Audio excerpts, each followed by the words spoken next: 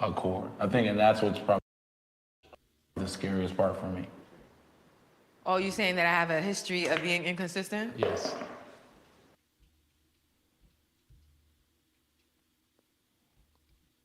Ooh, my days. Yes. Ooh, my days. Listen, my computer is moving mad. Hey guys, welcome to Little Black Book 91. Listen, we've got a super panel coming on later on today.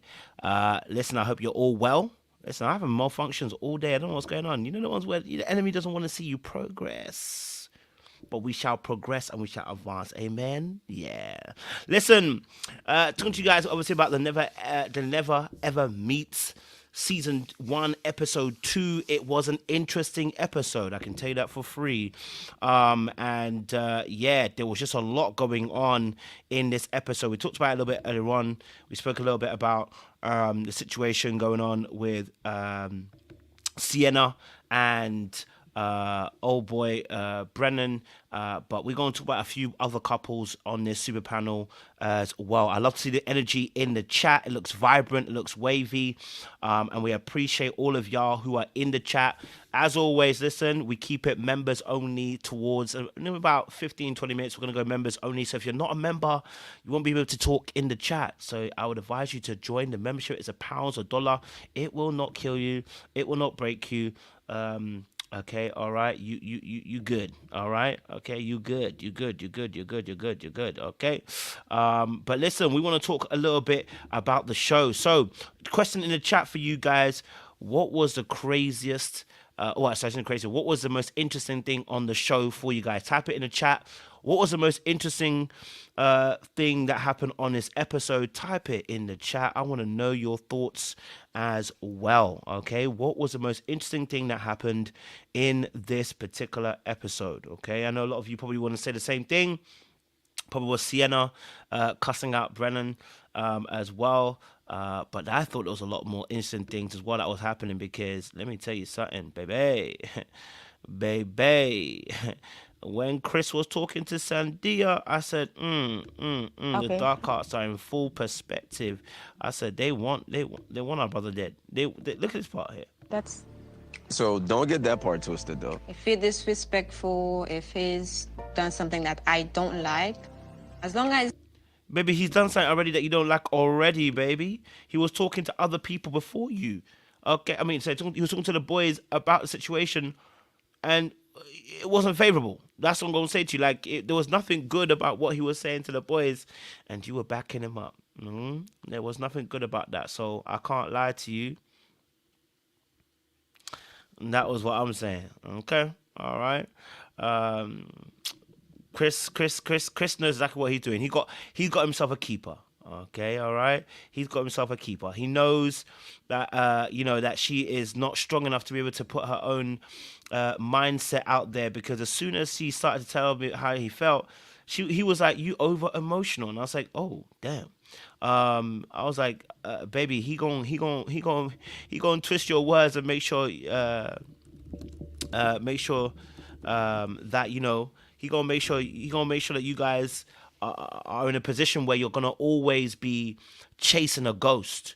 Like, if we really deep it, they're gonna be chasing a ghost, right? Because if you deep it, right, the moment she started telling about her emotions and how she felt, he was like, "Well, don't get too emotional now, bro. Come on, bro. Come on, bro. Come on, bro. That's gonna be a problem. Come on, bro. You know that's not the issue. Come on, bro." All right, so I was like, yeah, Joanna as a sex coach was wild to me. I said, wait, hold on. I was like, that would, and that would make sense why she's on the show. Yeah, absolutely, that would make sure why she's on the show, because really and truly, we can't see no chemistry between you and old boy Aaron. Like, the way he was hovering above her ass told me that he ain't even trying to touch her. Old boy said, "I'm not even gonna let my body touch you." Like, he was the position that they were doing. He was hovering above her. Like, there was no contact. There was no contact. So I was just like, yeah, that was okay. Okay. Yeah, I was a little bit confused by that too. But then I think the only ones that really work for me is Diamond and I think it's Aaron. They're the only two. They're the only two that were kind of like really a thing. Yeah, Shay and Josh were also another one. I gotta admit. I hope that the sex is not clouding their judgment. But they seem the most comfortable. But I hope the sex is not clouding the judgment. Because you know, sometimes when you join sex too soon, too early, y'all get comfortable, y'all get excited, but you know how that can easily turn into something. You know, when you have sex with someone and then it makes you feel comfortable, but are you really comfortable? Or is it because y'all had sex? So that's what I was looking at. I was like, gotta be careful of that, you know? Don't get too excited about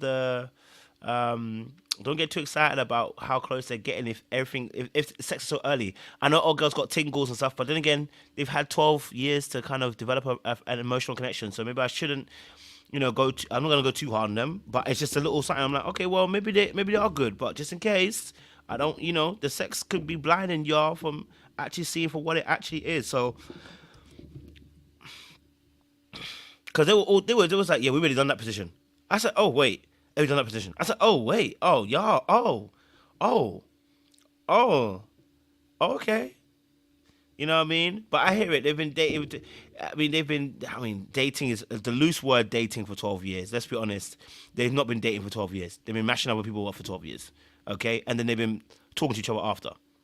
But I hear what you guys are saying. I'm not against it. I'm not against it. You know what I mean? Ooh, baby. Someone said don't act like people don't have one night stands. I hear that. You should be putting that night shift on that night shift. Oh, baby, you wanna hold me down? I'm not mad at it. Listen, anyway.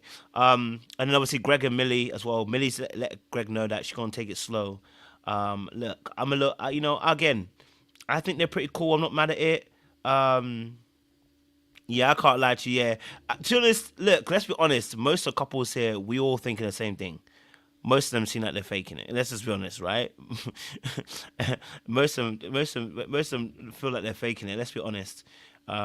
You've been in the same area for 3 years and never done anything, and for 3 years you've been talking.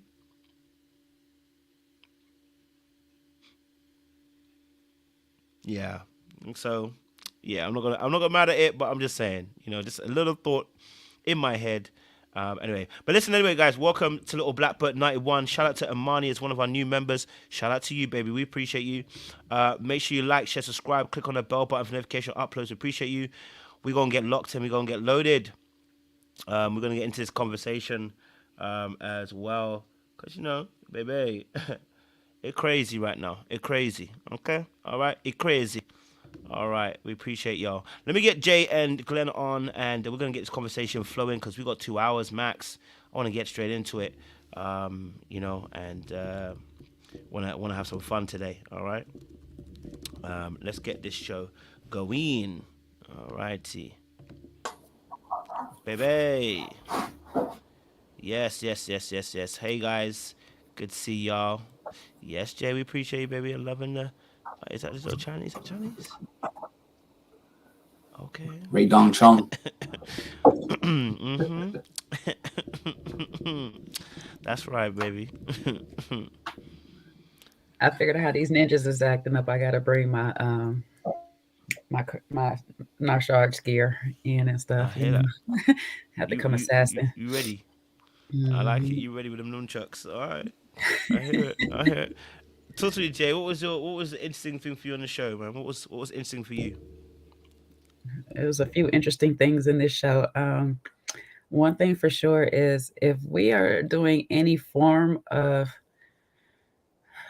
innuendo repositioning of the bodies and you're not touching me in any kind of way, if you're hovering over me, you're not my man, okay? I'm just trying to figure out how we practice in positions, but we not staying true to the practice. I know we got clothes on and on, but I should be able to feel your body, a little bit of your body weight, a little bit, just a little, you know. Let me tell you if you smashing me. That's all I got to say. You know, let me tell you if you smashing me, if you need to raise up or hold your weight a little bit. But to be hovering literally over that woman, and then you want me to believe that things are poking where they're supposed to be poking, whether they're on her or on you, I'm not really sure. However, she wasn't giving nothing. You wasn't giving nothing. So y'all some friends on the show. So y'all another couple. At least they doing a better, spicier occasion than the other couple, okay? Joanna and Aaron J. They doing a more spicier thing than the ones that want to do DV. That's a better one. I can work with this one. The other one, Sienna, you sitting on that man's stomach. Then you're gonna have the nerves to be mad that he says he's bored. I mean, even if you sat on his thighs, that would have been a lot better than sitting on his stomach. You sat on that man's stomach, not facing him, looking off into the sunset or whatever. Of course, he's gonna be bored and look like he ready to watch TV. Hell, that's how I was looking when he was sitting there. I'm like, I'm ready to watch something else because this is crazy. So, yeah, that's and your boy Chris Kojo. I know you're gonna love it. Because he's that dark artist that we be talking about that the people don't like to hear, the one that likes to tell the truth. He an amateur with it though, but he in there, he working in there. He working in that space of telling the truth. And listen, y'all can be mad if y'all want when I say this, but Sandia is a perfect candidate for that type of guy, for that type of dark arts. Is a perfect candidate because the person that wants to believe whatever they have going on in their head more than with the truth that's coming out of your mouth, that's the perfect person. It's a perfect setup for that storm. I'm sorry. Not sorry, because she's actually willingly participating in his foolishness. But we'll get into it.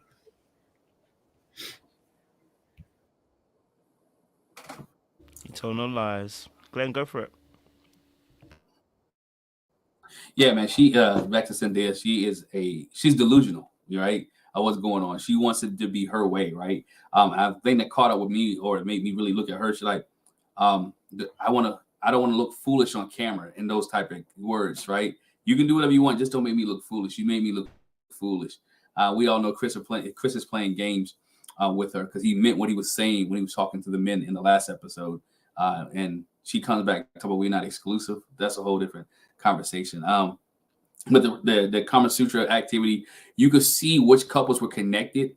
You could also see which guys or women was taking the lead and who was taking this seriously and who was taking this as a joke, right? There was a couple of people like Aaron H, even though I think he's really into Diamond, right? And that he was taking that serious. Greg and Millie, I can see them taking a little serious, but the rest of them, they had when you hovering over somebody, you're not putting full, as Jay said, not putting full body weight on somebody, when you're not trying to be intimate, even in that setting in front of other people, connection, hugs, whatever case may be, you don't want to be there. You're there just for the show, or you're there just to be seen. You're not there for a relationship, or you're not there to communicate. And Sienna just showed her natural black tail, as my grandma would say.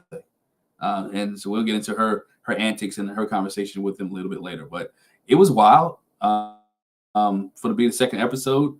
And I do give them the hats off by sending both of Alexis and Domonique home, though. I do think that is the right move to make by sending both of them home. So.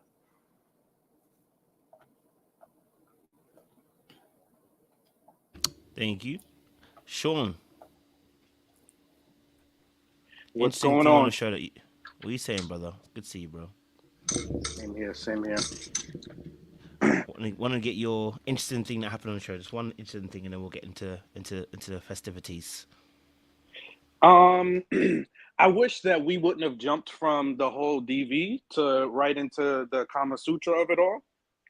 I wish there would have been a better segue, of that. I thought that was something that just kind of stuck out to me. I wish they would have done a better job at addressing that with the cast and maybe setting a tone for everybody in terms of what behavior looks like. So it just seems like a lot of boundary crossing. That seems to be a theme. So they went right from the DV boundaries being crossed, and now you're pushing people's boundaries, going into a full-on Kama Sutra display in front of the entire group. You internal lies, and we're gonna start there too. So, thank you for that segue, Sean. Obviously, Dom and Alexis, and they had a situation where they got into a physical altercation, it unfortunately, escalated to where they obviously had to physically put hands on each other. But he did apologize later on. He did apologize later on the video, and in the video he kind of said, obviously, it's kind of not that deep in a sense. So we're gonna play a little bit of the clip and then we'll get to the conversation. I just want to apologize for yesterday, and it's a situation like you apologize. I should have accepted it. Me being drunk, I just ain't accept the apology, but ain't no excuse for it getting to that level of. What's your guys' thoughts on this situation with Dom and Alexis now? They got to a point where they had to be kicked out, and he did apologize in some shape or format. So, what's your thoughts on Dom and Alexis, guys? I'm gonna let Glenn take this one first, and get his thoughts on Dom and Alexis and the fact that obviously there was an apology, but it seemed to say that he was not that deep at one point. He said as well. So, what was your thought process to Dom and Alexis on this episode? I think here, Dominic realized he was wrong. I do take that point. He did realize he was wrong, but you can't blame alcohol, right? I mean, alcohol only brings out what's already inside of you and what's in you. She mentioned, if you go back to last week's episode, Alexis mentioned that her man has a temper. So this is not the first time she's seen this aggressive from him. Probably the first time she's seen it in person, but it's not the first time she's seen it. So she's seen this however they talk to each other, whether online, Facebook, FaceTime, whatever case may be. So she's seen this behavior. And so whether you can't be that when you have that alcohol in you, it is no excuse for domestic violence, right? There's no excuse for you putting your hands on someone at all.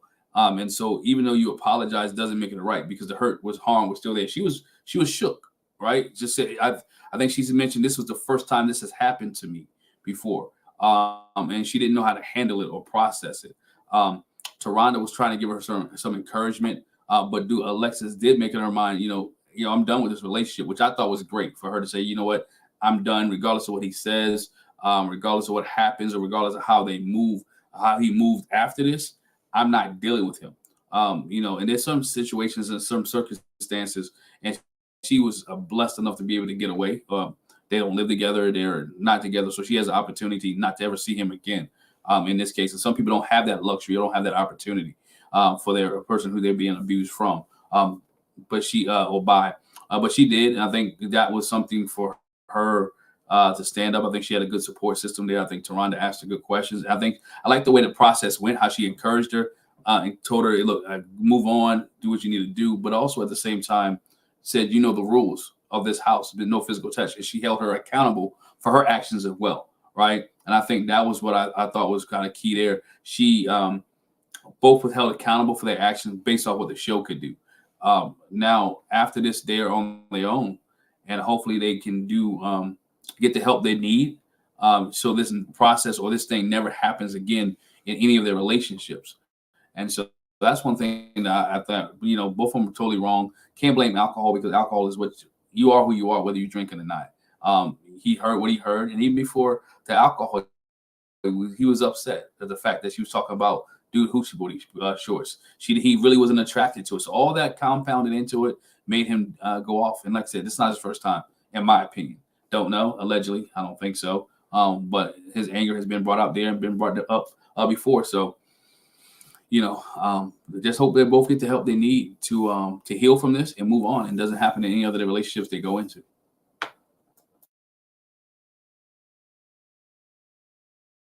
Thank you, Glenn. Jay, what's your thoughts on Dom and Alexis? I'm really trying to figure out what more can I really say, because apparently the apology wasn't real either. So there's that, according to these people and their lives and lies and whatever else you want to call it, because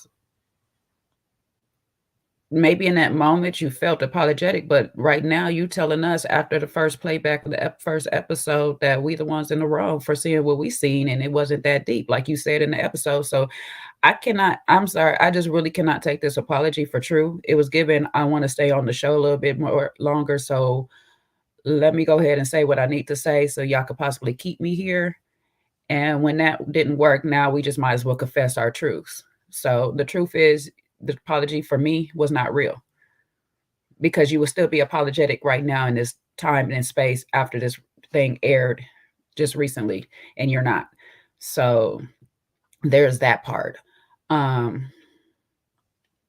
It's really sad that God places people in this world to help guide people out of situations, and we, the one in need of guidance, ignore all of those people and think we just know it all because, oh, this never happened to me. Oh, this is the first time this has ever been done. Oh, this, that, or whatever the third case may be on why you feel like you know everything. But it was really sad that Aaron's H words were lost on Alexis. It's really sad that Diamond with the wise words were lost on Alexis. It's really sad that anybody else in that house that gave words to her were generally lost on her, for her to get up on these lives and platforms just recently and just say, oh, this was a Ponzi scheme. Because in that moment, you was generally hurt by what just transpired. So for you to sit here and be up on these platforms with this man acting like, oh, this was just all for TV.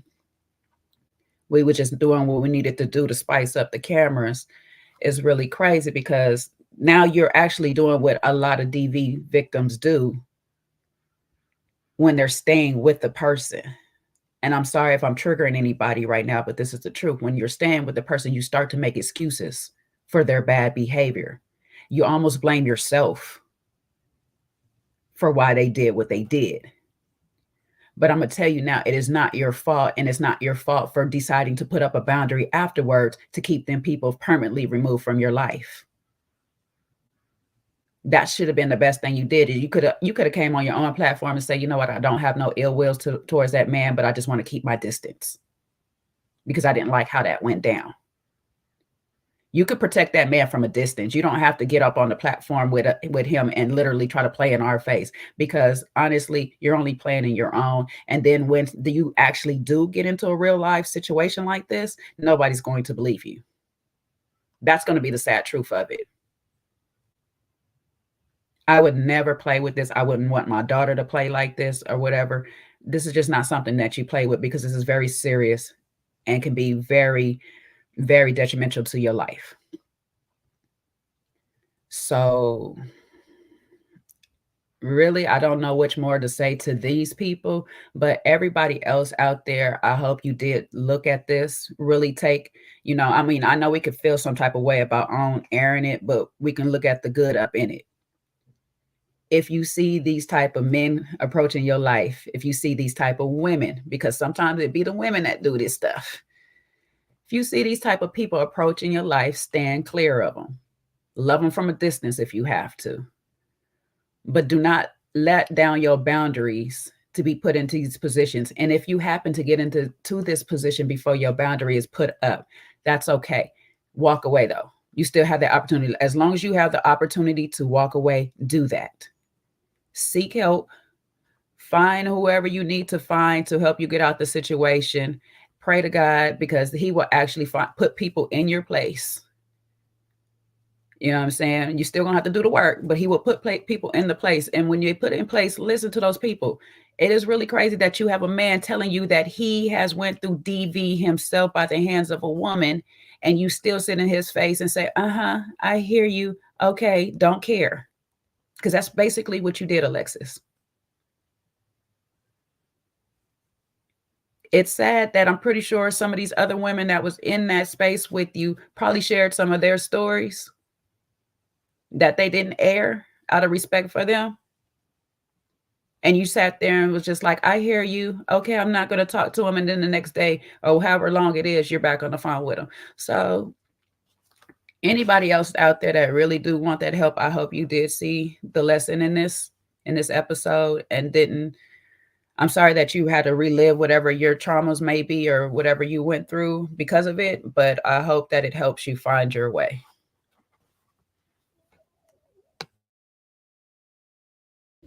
Thank you, Jay.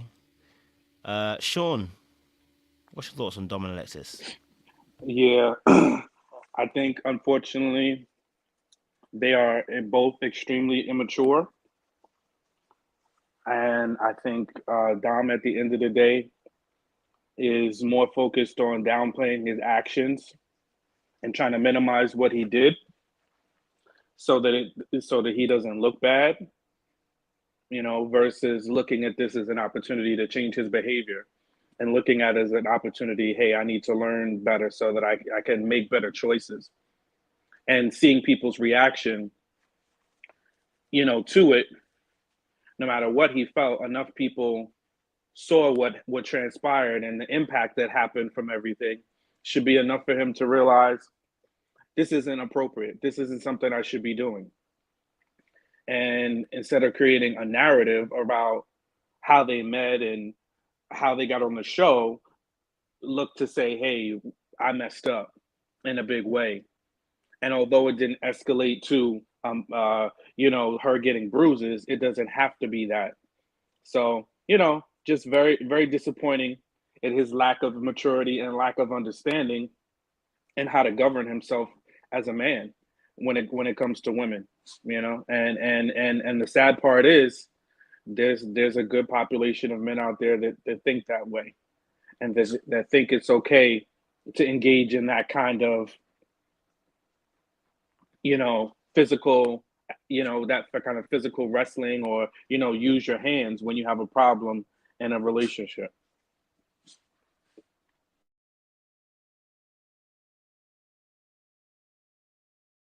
Definitely hear you on that. Definitely 100%. I mean, I think with Dom and Alexis, I think it's a shame they try to get ahead of the devil, but really I don't think it really helped.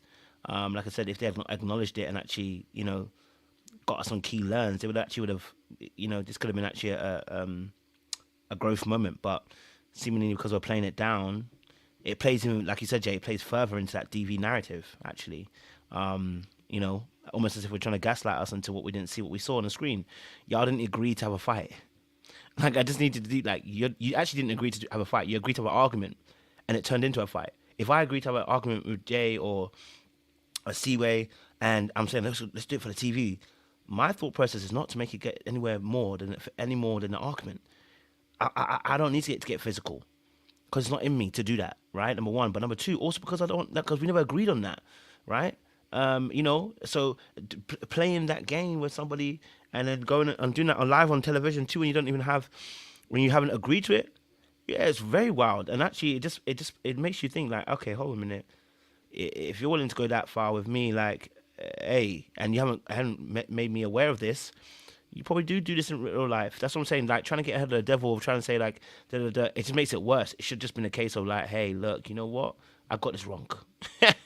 You know what I mean? Like, this is, and I need to look at myself for real and look at what I've done. Do you know what I'm saying to you? So, the fact that he said not deep on the apology video too, fake or not fake, again, another thing that shouldn't have been said. It plays more into the narrative again of how dangerous this actually is. And not really deepen again once more that your behavior is out of pocket. So it's like simultaneously, you're saying you're accountable, but you're not being accountable. This is what I mean. Like, when people say accountable, they're not being accountable because they're saying stuff that makes you see that you're not being accountable. You're not really deep in the actual extent of your behavior. You're sorry, but you ain't accountable. Like, you're probably going to end up doing this again because you're not even deep in that. You saying not deep, it's actually deep. But yeah. Any other thoughts on them before we shift to another couple? Yeah, I agree with Jay, man. I think both of them are, I think they said in the chat, immature, and people haven't been in their lives to help them out, and for Dominique to say it's not deep, that's how you think, but it's not the person who's been through the abuse that think, right? And I think most abusers don't really put themselves in the shoes of the person that's being abused. It may not be deep to you because that's maybe what you've seen or what you grew up, but for that person who be male or female, that's shocking, right? For somebody that you've kind of been vulnerable with for 3 months, I think there was 6 months in the relationship or something like that. You've been vulnerable with, you open up with, for them to hurt you in a way that you've never been hurt before. that's a last longing ripple effect. And I'm sorry if I don't want to trigger anybody, but that's lasting in ripple effects that will resonate. Those things that can last on. I think people don't get it or understand it. Some of this stuff that happens can be generational. And can start a generational situation or a generational curse that will resonate through every woman in a family or every man in a family by that one instance or that one situation. He may not see the deepness of it, but we don't know what happens 5 years from now, or if something happens to Alexis' daughter or kids or something like that. What does she say? How do you deal with it? How do you handle it? And now it keeps lingering on. So I think that's where some people don't understand that healing needs to take place before it's spewed out onto other people within the family or generations. How many grandmothers and grandfathers or grandmothers or aunts that went through this, and you can see a family situation. So that's one thing he didn't understand by his comment. By it's not deep. It may not have been deep to him, but that young lady, even though she's getting along with him now, when the moment happened, as Jay said, she was shook, and it affected her. It hurt her, and I don't know what was said between that incident and where them going on different lives and stuff like that. Again, she is fitting the status quo of justifying his behavior.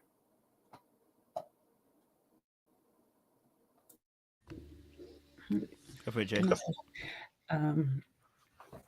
So when I was taking parenting classes, when I would have my daughter young age, and she was still a young age, I was taking parenting classes. And it's funny enough, because I was taking the parenting classes, certain people came to me and was telling me how to get away with whooping your child where there's no marks or anything like that left on your child. And as I think about certain addicts that have addictions, they learn to stick themselves in certain places where there's no marks left on the body. Just because you think logically, oh, I don't leave marks on this person, it's not DV.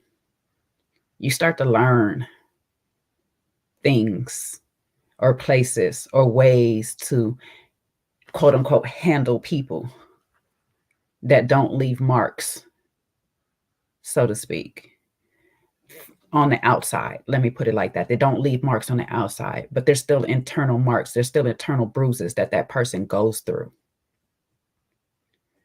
So for you just to laugh it off and tell us it's not that deep, it actually is that deep for the people, like Glenn said, that are on the other side of it, because they feel the internal bruises. They're the ones who's bleeding on the inside. You hit somebody, yeah, you don't feel it. Like if you don't hurt your hand, you don't feel it. But they do.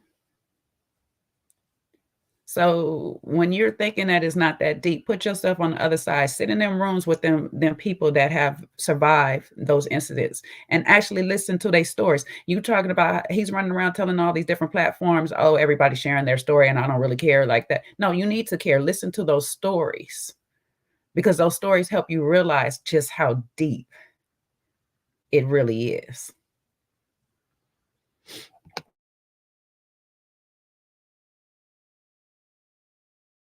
Welcome, Aries. Jump in for me, Aries. Let us know your thoughts, Dominique. Hello. Listen, this is very triggering for me. I saw they put the little hotline on this time. You want a little bit out there. I was actually watching it with my. Can y'all hear me?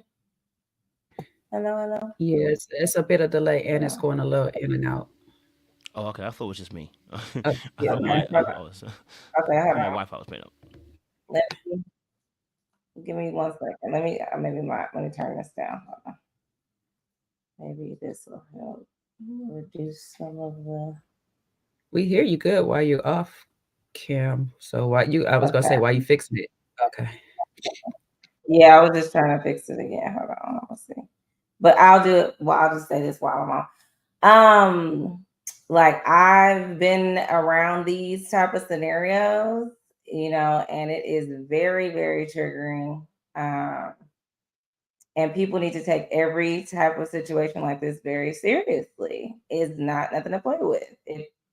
I remember having a boyfriend in college who like called me a B, like oh girl did dude on the show.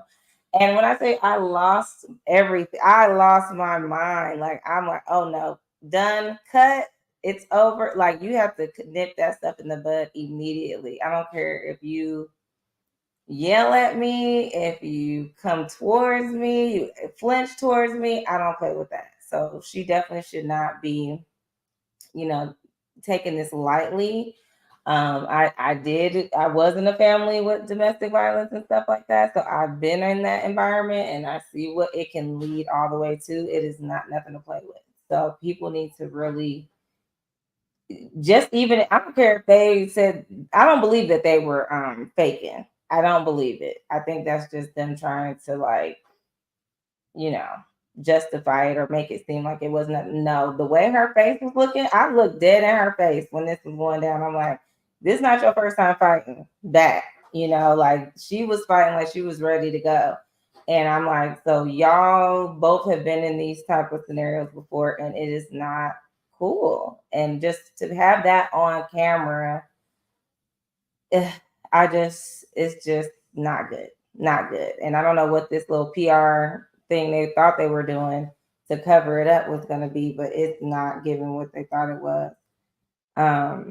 So yeah, I didn't like that. I still struggle with them showing it, but maybe some of these young girls need to see it because from what I've seen is like the statistics around like a lot of teenagers are actually in these type of relationships with like controlling both sides, right? Like I've seen men get beat up by women. I had a roommate in college that used to fight her boyfriend, and I used to feel so bad for him. But yeah, it's not nothing to play with. So I don't know. I don't get it. I think she probably. I didn't want to prejudge oh boy, but like when I saw him, and I mean before them even having their date, I was just like, oh Lord, what's about to happen? So it just kind of led right on into the stuff that we didn't need to see. I didn't like it at all. I don't play that. I do not play with none of that. Like, I don't know. I think she needs to, hopefully she don't have to learn the hard, like even harder than this scenario publicly, but I hope she takes some lessons from somebody after this.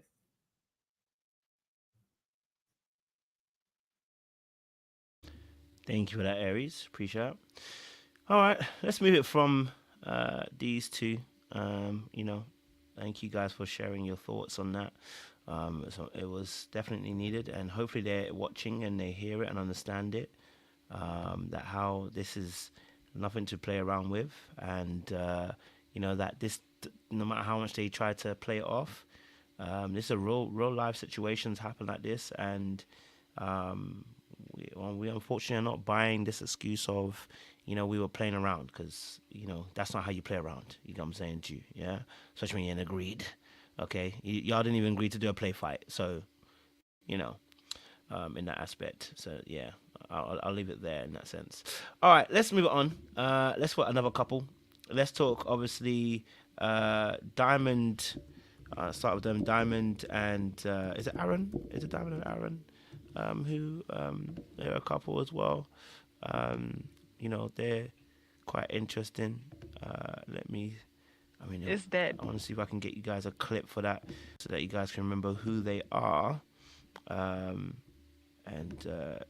me see if I got one for you, because it was that's it. Darren and Finn were talking to Alexis at the time, and I remember they were having their little scene and the sex scene. They were going at it. I can't lie to you. Their little scene. Let me see if I can find their clip. Sorry, I'm gonna try and do it in the background if I can. It's gonna take too long. Do you know what? Forget. Whilst I do that, I'll let you guys speak about it and I'll find it behind the scenes. What's your thoughts with Diamond and Aaron? The pastor's kids. Who freaky deaky. Shout out to them, because they're I was impressed with the brother's response when he talked about sex. He was like, yo, look, I chose a position which, both of us feel controlling. I was like, oh, okay. He said we want some mutual exclusive benefits in this situation. The brother was thinking about her and himself, and I appreciate that. So I want to get you guys' thoughts. What are your thoughts on Diamond and Aaron? How you feel about them? How you feel about them? So let me start with Sean this time. Sean, what's your thoughts on Diamond and Aaron? What were your thoughts? I refer to them as hustle and flow. I like them. You know, I like their energy. You know, they seem to be a mature couple. They seem like they mastered that exercise. At least they were able to comfortably talk through, the whole Kama Sutra exercise and, feel comfortable with each other. So there's that. The problematic thing, with those two though is that proposal thing that he did. So anybody with the petty gene, if that's what he's doing to try to get attention or a reaction out of her, I'm not sure, why he wants to carry on like that. If y'all are not together, then just don't be together. But if you're doing public things and then she's watching it, and if you're trying to get attention or get a rise out of her, because some people like to do that, they want to get the person a little jealous, see how much they care, like as a test of how much do they really care. And if that's what he was doing, then that's problematic. If they legit weren't in a relationship and were on a break and he decided to propose to somebody, then they need to be clearer, and she needs to be clearer about what kind of relationship they did or didn't have. But overall, I like them. They seem like they have the most, capability of making it. He seems to be very attracted to her with all the feet licking and toe sucking and all that stuff he's talking about he's willing to do. So, hey, go for it. Go off. And, the only thing I would say is, just maybe he need to lose that nail polish. But that's just my little personal 2 cents. Appreciate it, Sean. I got a little clip, and then we'll play. Oh, I'm gonna sound on. There we go. Sir, how you feel? I feel real good. I'm in control. Listen, hair was looking on point too. I ain't going mad at him. Shoot. Brother was on fire. Yes. Jay, what are you saying? Least problematic of the episode, I'll give him that. And also give good advice. One thing, there's no lack of intimacy between the two, because they were definitely staring into each other's eyes in that clip you just showed right there. There's a lot of, let me get back to the look of her face right now. And she seemed quite relaxed in her dominant position. As he said, they were equally opportunists in that. So she was real relaxed in being able to have her little bit of control in that. So that's good. It's giving people that can't coach, because they can't get right for themselves. However, they're giving sound advice to other couples. I'm not going to hold them. They definitely give sound advice they gave sound advice to Alexis, whether she heard it or not. They definitely gave sound advice to her. And for a person that's not really a girl's girl, Diamond with the Y has been doing a very good job for standing for the women. So overall, I don't know why they can't get right in their own relationship. And I've heard that he's been going around on a couple of platforms too. And he explained that I guess they kind of hooked up. They were friends, and then they kind of hooked up during COVID. So nobody wanted to travel during that time. But COVID's been off for a little while.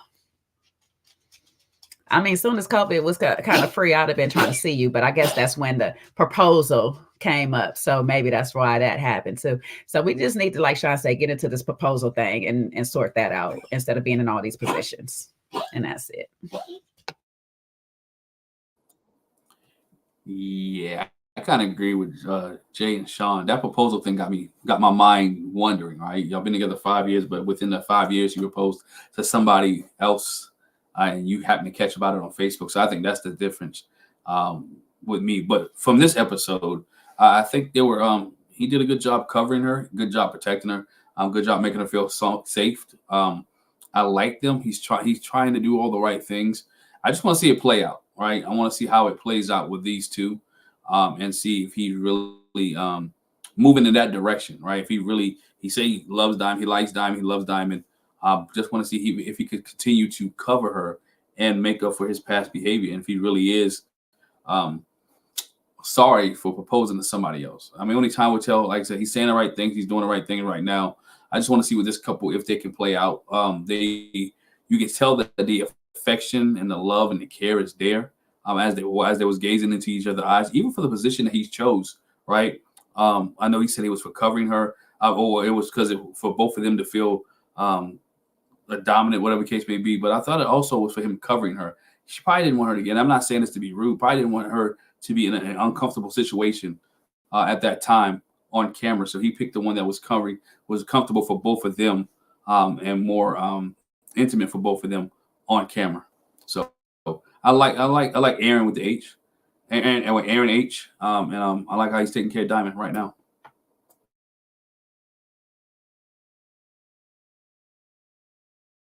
Cheers, Glenn. Aries, are you there? Are you there? Are you there? I am. My camera died. That's right. I don't have a whole lot for them. I think the only thing, okay, I did get thrown by the nail polish and the earring. The earring got me first. The earrings get me every time. It's just something with those dangly earrings that just, I don't know.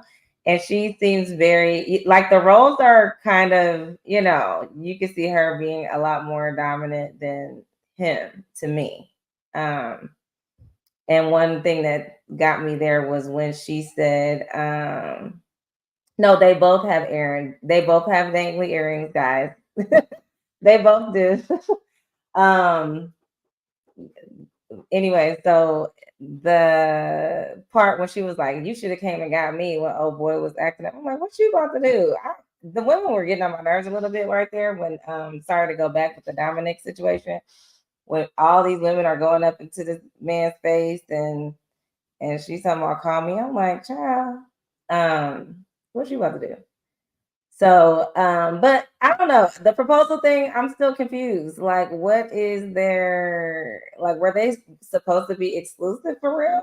Because I don't know. I can't take it serious if y'all ain't seen each other. I just can't buy people haven't seen each other. Like, a flight is not that hard, but I don't know. So something is weird there with me. I still can't quite wrap my head around it, but yeah, I don't have a whole lot to add on them. Y'all said all the other stuff.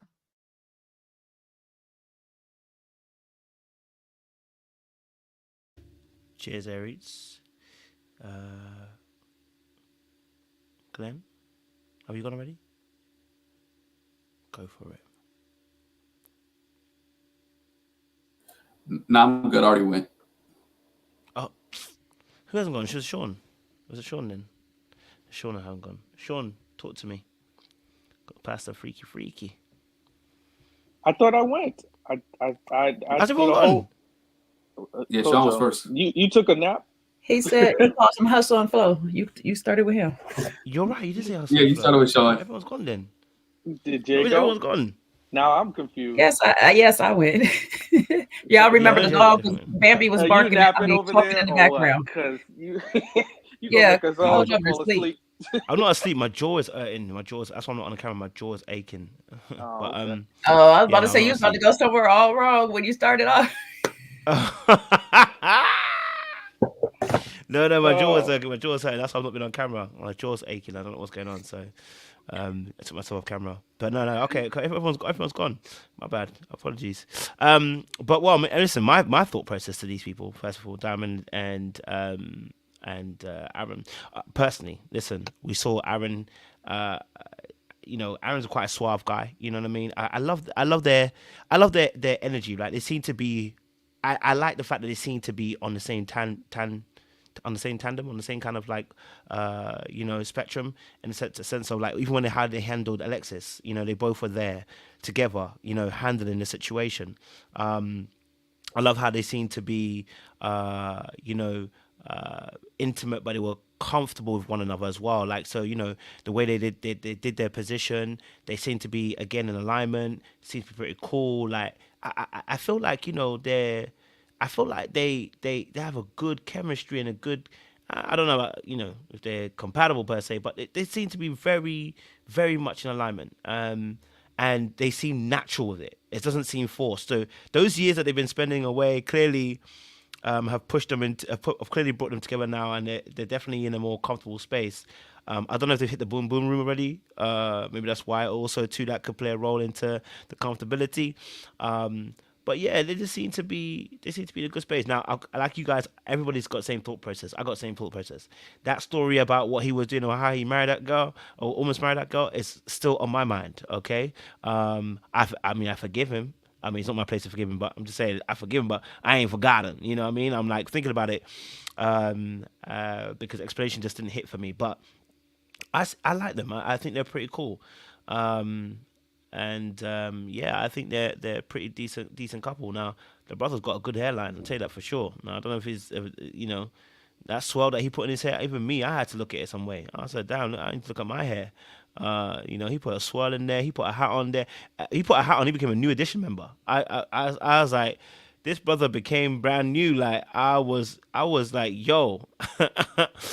I mean, he was different. Aries there. Yeah. So I listen. I like them. I can't lie to you. I like them. Now, obviously, I want to find out a bit more about Diamond because she said she's not a girl's girl, but was very protective over Alexis, and that's not a bad thing. It's just I love the fact that she was defensive over Alexis.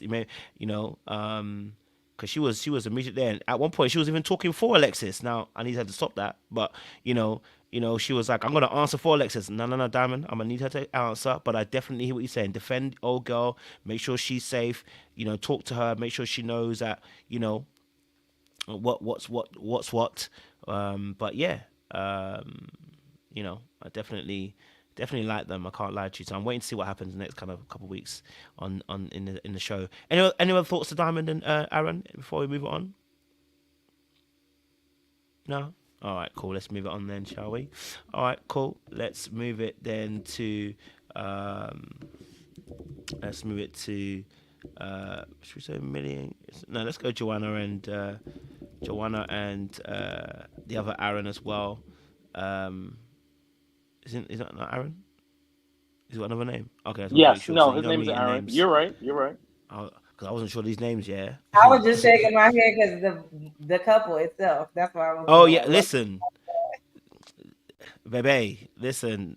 Talk to me. Yes, since you got the mic, go Aries, go for it, please. Thank you. Talk to us. What are we doing? What are we doing? What is this? What is this? Why are they here? What's happening? What delusion are we all supposed to be in?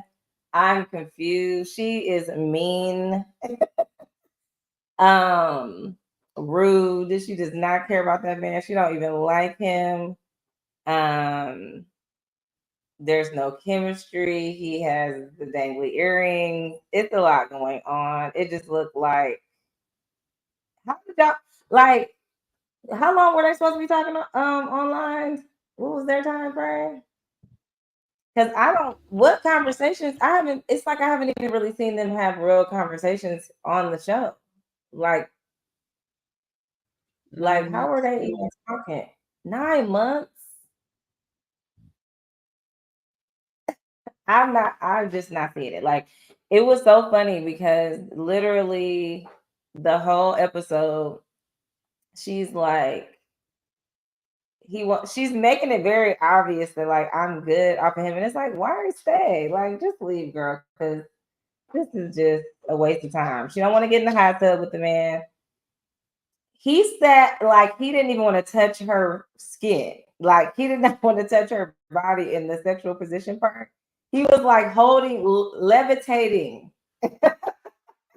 Like, I just don't want to even touch her, almost out of fear. It wasn't even like, because I just don't want to touch her, but it was just like she told him ahead of time, do not touch me. That's what it looked like to me. Do not touch me when we go over there. And he was like, let me make sure I don't touch her because I don't want no problem. I said, what is this? I don't understand it. Yeah. So it's just a waste in my mind of just a couple because there is nothing. Every chance she gets, first of all, she needs help. Like every time I saw her, I'm like, you are so mean. like for no reason. It's okay to not like the dude, but like everything he does, she points out how bad it is. You should have did this. You could have said this. You should have did that. And it's like, dang.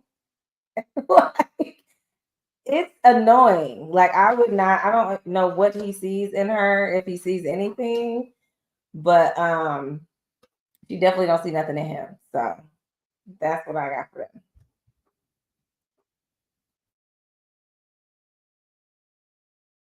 Thank you. Oh, thank you, Aries. Appreciate it. I got a little clip just for you guys. The hovering. Levitating. Let me put some sound on it. Oh, they went. Okay. All right, who's next? Aaron, how do you feel as far as the connection? He don't feel anything. They actually asked them both a question about connection, and both of them couldn't give a good answer on the connection. So, the Wi-Fi is not connecting.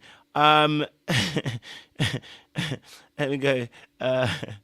Jay, talk to me. He said, and she gave a thesis. Okay, I have no clue what's going on. And Aries, listen, I just got a question, not to go back and forth on it, but is she being mean or she's at an annoyed stage? She's being mean. She's being mean because I was because you could be annoyed, but what I feel like she was annoyed when he did a wine date for her. You were annoyed because he doesn't drink it at a wine date for you because he knows that's what you want and was trying to do something that he thought you would. Well, why would you? And you don't know how to open about it. Like come on. Like we didn't even get to understand the annoyance before you were annoyed. Like that's the thing with me. Like I've definitely dated men who don't drink, who want to take me to a winery or do something. It's like, wow, you thought of me. You should have, like give a little bit of credit. She gave him nothing. She's like, you don't know how to open it, do you? You gonna bust the man out for every little thing? Like, I don't know. I just feel like it's annoyance and mean at the same time. Yeah, because I was gonna say, be annoyed and still be kind about it and just be like, you know what, this is not what I thought. I struggle when I'm annoyed with you. I can't. It's kind of hard to be kind. I don't want to even be bothered with you. But I was definitely getting annoyed because you have a whole picture of the position you're supposed to be in, and you still got to be told you in the wrong position. And you're an artist, bro. Like I understand we could recreate the position later, but please just do the one. Please just do the one that's on the board right now. Okay. So that's what I was like. Maybe she getting annoyed and it's crossing over to the mean from being annoyed so much or whatever. But I do feel you because I also do just think she's a mean girl a little bit too. Because it's just, she rushed into annoyance off the first meeting. How are we here already? Okay, Bambi, so you're doing the most right now. Now you want to snore loud. She's trying me. I'm about to be annoyed too, and y'all gonna see me be mean to my dog.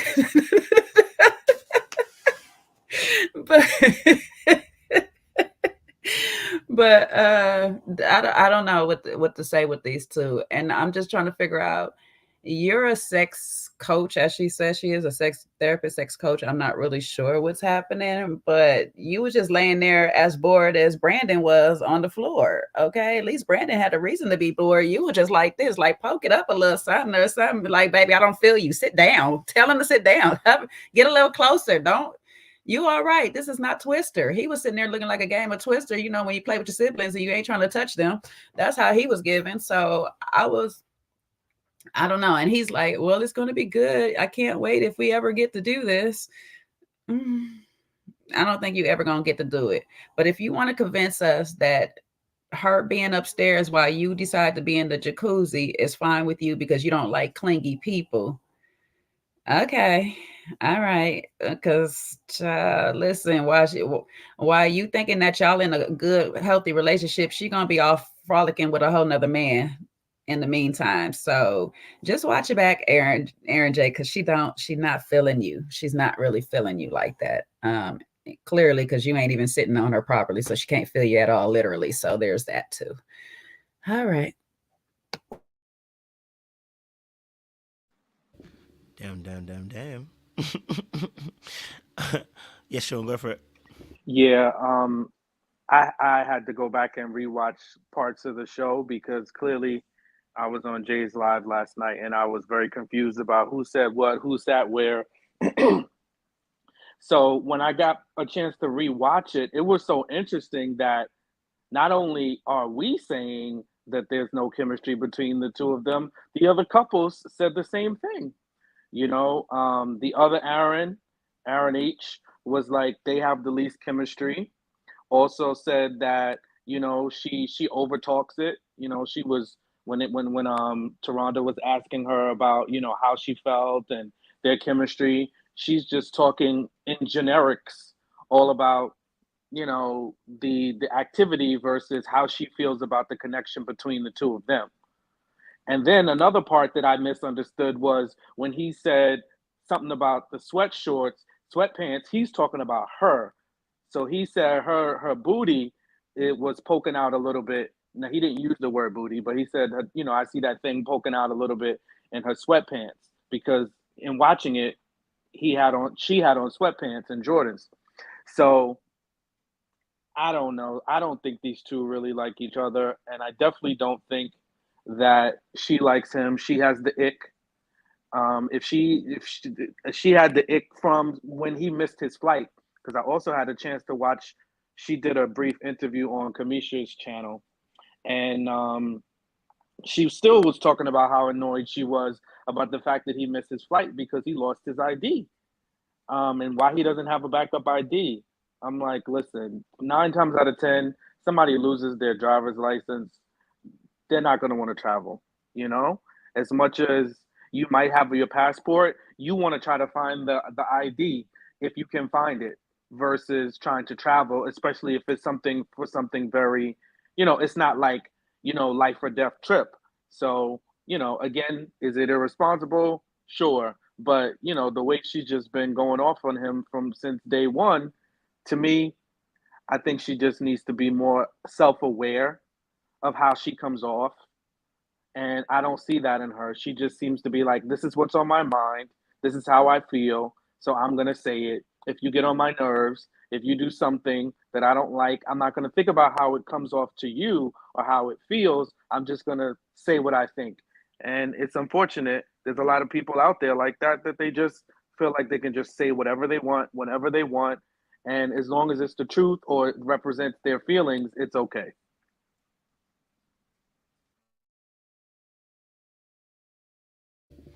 Totally hear you. Thank you very much, Sean. Appreciate that. Glenn.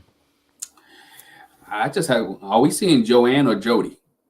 which one are we seeing? Like with the real person stand up, right? Is Jody the non-sensitive person that's giving Aaron the business, or in Joanne the sexologist, right? Because she got some strict boundaries. You can see different personalities that she's showing or she's displaying based off who's talking to her. She's real comfortable with the girls and friendly, blah, blah, and all that. But when she gets to Aaron, she kind of treats him like a child, like he's her child or he's her kid. How she treats him. I'm just gonna let him do this, or even go back, like Ari said, go back to the dinner, right? Dude is trying his best. He's trying to make something romantic for you, right? And you're just picking everything out and through. He doesn't drink for you, but at least it's a nice gesture, right? That he's doing something. This is the first time y'all met each other in person. He's trying to make a good impression. He's doing too much, right? But at least appreciate the act. Even in this in this episode, everybody's in the jacuzzi or the pool, whatever, and I'm not getting my hair wet. He was like, no, she's not getting her hair wet. I understand not getting your hair wet. Put your feet in the water. Go stand by the pool. Go be in his vicinity. Isn't the point of this show is that for you guys to be connected because you've been away from each other 9 months? It's for you not to be clingy, but you to be around that person and grow, connect, and to bond with each other. And you'd rather be standoffish. So I'm sitting here like, that didn't translate into the Kama Sutra situation because you used not to be around each other. You haven't had those conversations, or he doesn't feel comfortable around you because you nitpicking everything. He seemed to me as a guy, I want to say, I got to use a sports analogy. He was the backup quarterback, not trying to mess up. He's not trying to mess up for her to say something else about him, right? Or you doing it wrong. That's not what you put that. You're on me. You're too heavy. Or he's trying not the least restrictive way possible to get out of the moment without her being mad or upset, which lets me know that he's seen another side of her that he doesn't like, and he's just going through the motions. He's walking on eggshells in this relationship with her, just to see what he can get out of it. And so he seemed like a guy who's walking on eggshells. And they said it, I think episode 1, she has strict boundaries. So which means she's gave him some strict rules. I think one of you guys said it, some strict rules. Don't touch me, don't be with me, don't be around me. And he's trying to follow the rules that she gave because he doesn't want an argument and he doesn't want to end up like anybody else that's going on in the house. He wants everything he wants to fly underneath the radar and hope this thing works out. And that's the way I see him in Joanne/Jody. But I think Jody's the alter ego. And I'm always curious about people who, my name is Joanne, but call me this. Like, you got an alter ego, and then she's displaying towards him. So she is a piece of work. And again, I think, Jay, you said it. If you guys that connected and he's supposed to be on top of you, you can at least stick your butt up just a little bit. She just laid flat like she was getting ready to take a nap. That's all I'm saying. I've seen people sleep with their butt higher than that. Like, what the but here's my last thought on it real quick. This is how much, and I could be wrong, but this is how much you don't like this man. You are a sex coach. We're doing Kama Sutra positions right now. If anything, I'll be promoting how well of a coach I am by how well I make y'all feel like I like this man in this particular moment. Now, he can't touch me no other time than this moment right here, but this is my field of expertise. This is my work. So watch me work, people. Child, I've been showing how intimate you should be with your partner in this position, and then reminded him, but yeah, baby, we ain't there yet. Off camera. So don't get no ideas. I was just working my craft right now. She do not like this man at all, because she's like, you know what, the hell with the business right now. I'll deal with that piece later. Don't touch me. Don't touch me at all. That's wild. That to me is wild. That's like me getting on the camera and talking about, yeah, I cook, but I ain't never fed y'all one time. I don't know. That was just puzzling to me. I just thought about that as y'all was talking.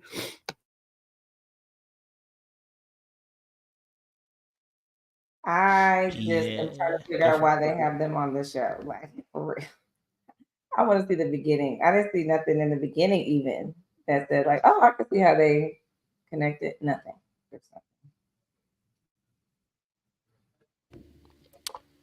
Listen, I'm hearing y'all. Listen, I saw no touchy.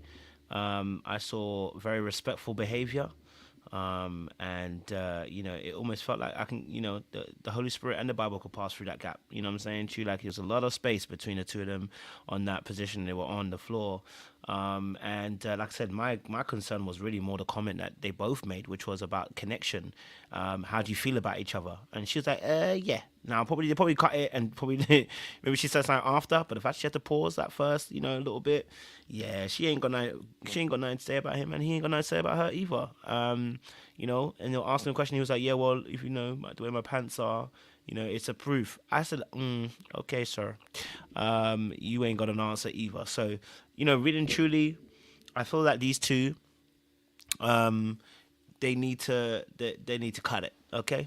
They need to cut it, all right? We ain't buying it, all right? And they ain't selling it well either.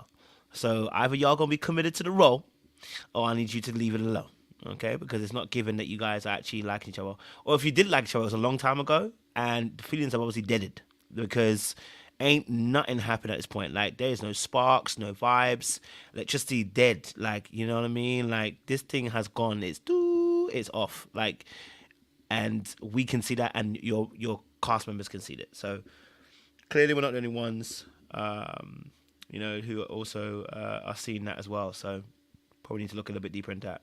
All right, let's move it on from them, and let's move it then to another couple. Let's move it to Millie and Greg. Young Millie. A Millie. All righty, let's move it to Millie and Greg. Let me see if I can get a clip for you guys of them. Hopefully I get the right clip, because boy, oh boy. Where is it? There we go. Here we go. and let it happen organically, not feeling forced. And I don't care what the other couples are doing. Absolutely. We're gonna go. Yeah. Okay. What's you guys' thoughts on Millie and Greg? How do you feel about them? How y'all feel about these two wonderful couples in the Jay? Why are you smiling like that for? Why are you smiling? Why are you smiling like that for? But let me go to Sean. Sean, talk to me. Millie and Greg. I like them, and I like Millie too. I like Millie because she is not rushing things, you know, and she's setting her boundaries, which I think is super important, especially look, y'all been in the same city for 3 years and y'all haven't had a chance to meet each other, and this is the first time y'all are meeting each other based on, you know, y'all storyline or y'all breakdown. So take it slow because you need to get all the information before you start dabbling into physical intimacy, because then your judgment is clouded. So I like that she was comfortable enough. She chose the position, you know, and which is a very intimate position where you're looking eye to eye and her legs are in the air and he has to hold her legs. So I think that is, speaks of how comfortable she is with him. But then when he went in, pulled her a little bit too much, she was like, hey now, you know, I'm a lady, take it easy. So I like that, and then I like his response too, because then he came back to her and he was like, is it okay? And I think that's a good response to have when you kind of, went a little bit too hard, too fast, no pun intended. And he was receptive to taking it at her pace. So I really like the two of them. They have good chemistry. Let's see what else is in store, because I think this show has given us tons of twists and turns, but so far, they're my favorite.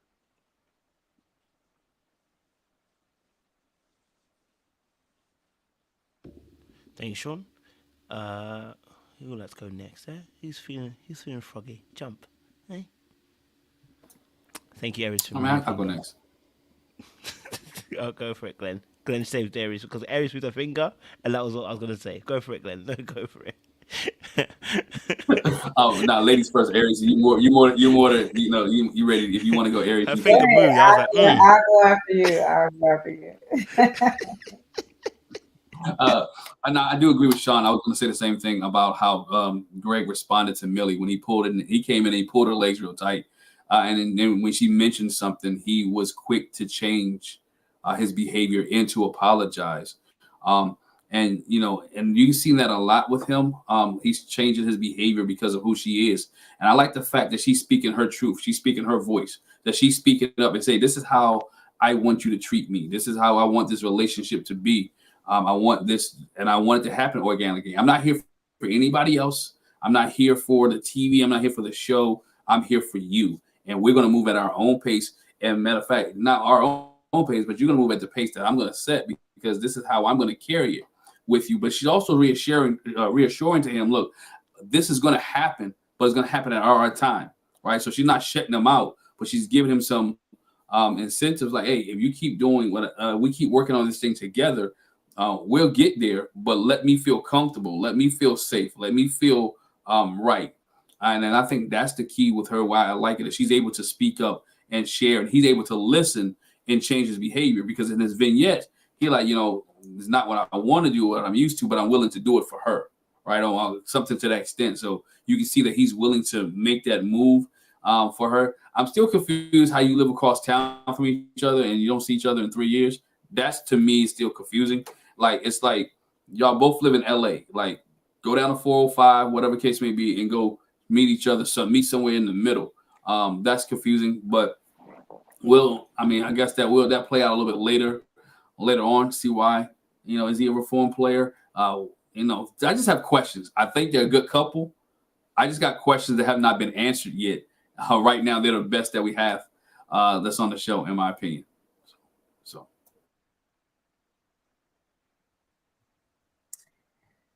I like Millie. I don't think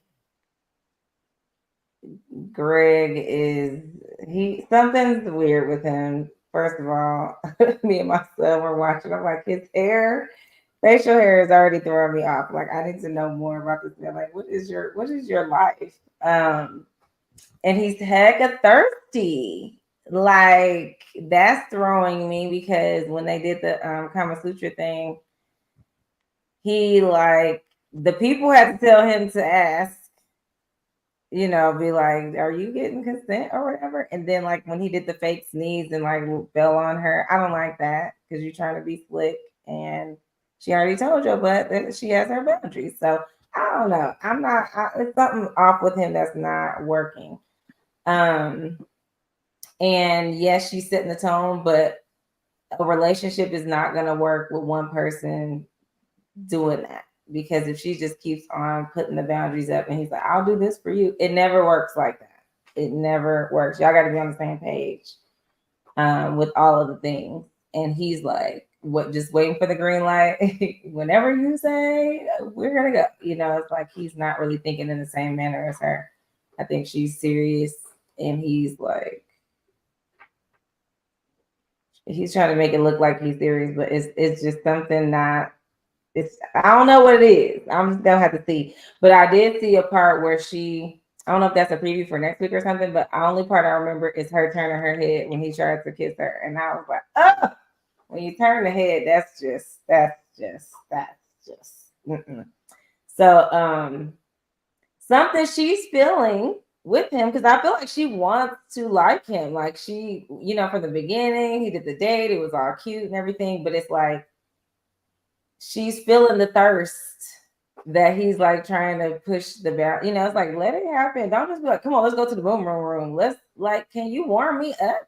Dang, like maybe we want to go, you know, or whatever. Don't just try to like get me, you know, like get me there or whatever. So I think that I want to see how this plays out with them because I feel like he's being a little extra. And she's like trying to keep it cool. So I don't know. Are they actors? Because people keep saying that. Are they actually actors? Is that their job? Like, what's their thing? Do they say what they do? Do these people say what they do on this show? No, I haven't seen what they do on the show yet. Looking at Millie's face, it looks a little familiar, but if Millie does look familiar. She has a familiar face. I don't know why, but yeah, she definitely does. So I don't know if they say they're actors, but she's trying to keep it locked down. So we'll see how that turns out. I'll say this. No real bad issues between two. They're a very good looking couple. Are they for each other? I'm not really sure on that part yet. Greg needs to show the side that he seems to show other people, because he showed Sienna more of a serious side because he had a serious conversation with Sienna.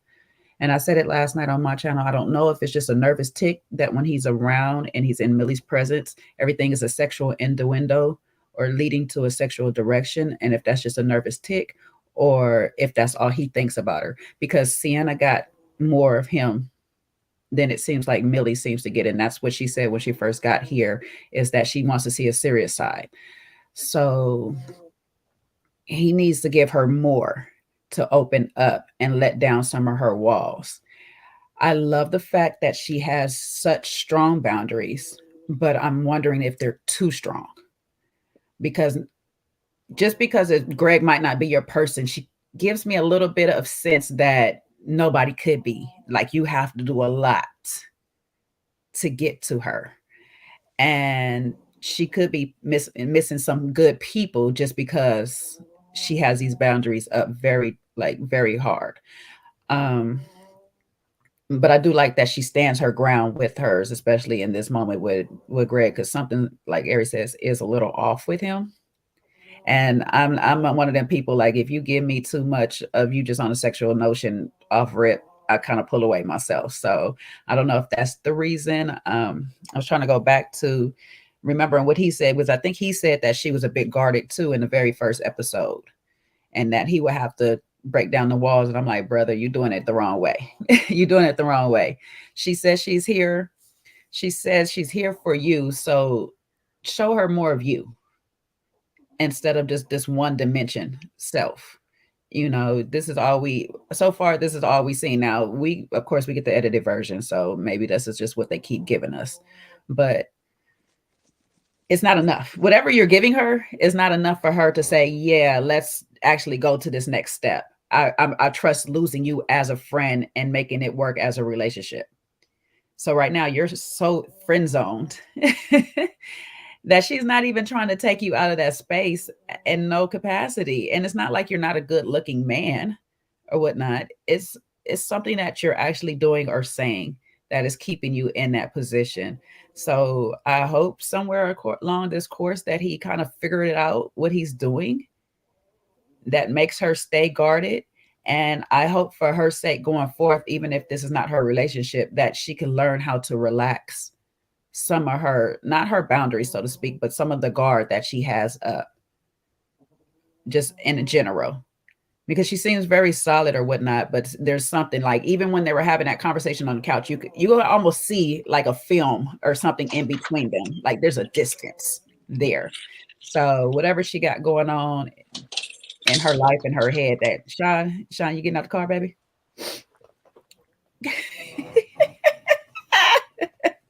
Whatever she got going on in her life that is keeping her guarded from the world outside of the panorama, we got to work on that, baby girl. Very beautiful woman, though. Very beautiful. What happened, Jay? I can hear you rumbling with keys or whatever. You're the only one off mic, so. Oh, I didn't realize I was unmuted. My neighbor texted me, I left my keys in the door. I was like, oh shoot, my bad.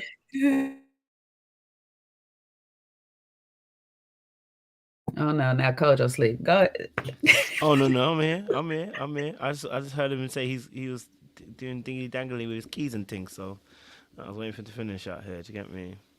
So no worries, Kojo, Sean. I gave you a pass on the jaw, but now you're going too far. What did I say? The dingy dangly with the keys? Yes. Should I say some pause? Yeah, please do. Please. I don't get it. Dingy dangly on the keys. What's that mean? It sounds weird, bro. Is that a term in America or something? Like dingy dangly It's with not the keys? really, but it just sounds like it just sounds. He just said it because I laughed at it. Just don't. See, he gone too far with his pause situation, because this is what we're talking about. I left you alone. I left you alone when you was talking about your jaw was jacked up. Now, you know. How does my jaw getting jacked up need a pause? See, this how does that need a pause? Now you know you're a little madness. No, we're not even gonna have the discussion, because the whole discussion is a pausable no Diddy discussion. So let's just move on. How does the dangly keys get to no Diddy version? Yeah, your brain is bad out here.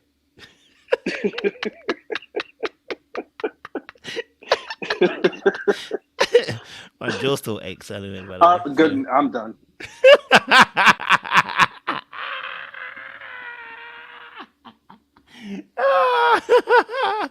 Anyway, that's why I need a pause. That's why I need a pause, because it leads into. I mean, that one did. That one definitely leads into your jaws. Okay? That definitely did. But you know what? I didn't mind. I have to hold that L down on that one. You know what I mean? I'm gonna hold out on that one. All right, cool. Let's move it on to the next couple then. Obviously, you know, we had me and Greg. I'm not sure we've got anyone else. Chris and Sendai, and I'm probably gonna spell her name wrong, more than likely. I spelled like an anime character, but anyway. So I want to get your thoughts on these two, because obviously, let me bring them up on the screen so I can. That's not them, but let me get a little bit of Chris and Sendai, and they had a conversation. Where is it? There we go. Okay, here we go. Oh my God, I'm here to build trust with you. So we're just two strangers. I got it. Damn. All right, cool. What's your thoughts on Chris and Zendaya? Or Zendaya. Sorry, I think it's Zendaya. It's Zendaya. They're gonna kill me getting that name wrong. So what's your thoughts on this? Because someone said dark arts. I definitely see some dark arts here. But this dark arts ain't even hard to try, man. This is like, you know what? You're not even leading the sheep. The sheep is even leading you. The sheep is saying, "Man, I want to go." You know what I mean? Like, you ain't even having to lead the sheep to the slaughter. The sheep is saying, "I see the slaughter, and I want to go to the slaughter." You know what I'm saying to you? I want to be a lamb chop. Go for it, Aries. Take me to the slaughter ASAP, please. Thanks. What is going on? Again. Literally, it's like he has the flag and it's huge and he's just like waving it from side to side, and she's just like, but I want to change the flag to white, and it's just not. So yeah, she wants to be delusional in this. She wants him to be something that he is totally not. Like, it is clear F-boy behavior. He said it out of his mouth in front of you, to you, like you're just not listening. And I don't know why. Like, I don't know what she thinks is going to happen. Nothing that you want is going to happen out of this. So, like, either just own it and be like, I don't care, whatever, it's whatever. That's the only way to make this happen. But yeah, it made me laugh because when she was saying the things she was saying very calmly to him, and he was just like, "You're so emotional," and I was just like, "Where is the emotion?" She literally was just having a conversation with you. So I feel like that's probably one of his regular lines that he uses, because women probably are being emotional or mad or sad or whatever it is, and he just throws that out there, and he didn't know what else to say because she was basically calling him on everything.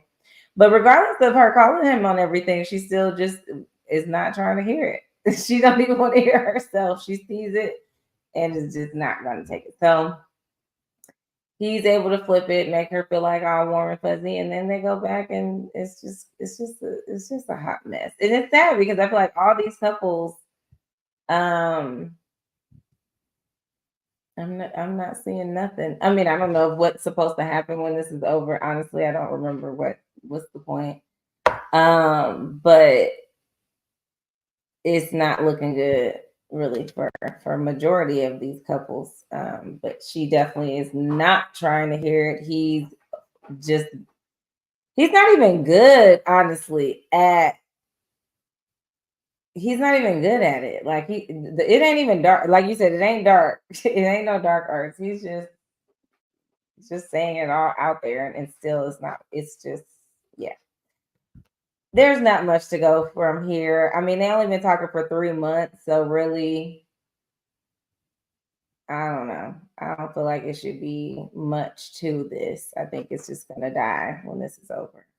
Or she's just gonna go along with whatever and just let him keep stringing her, I don't even think he's not even stringing her along. He like telling her blatantly what it is. So I don't know. Maybe she just bored. I don't know what else to say about this.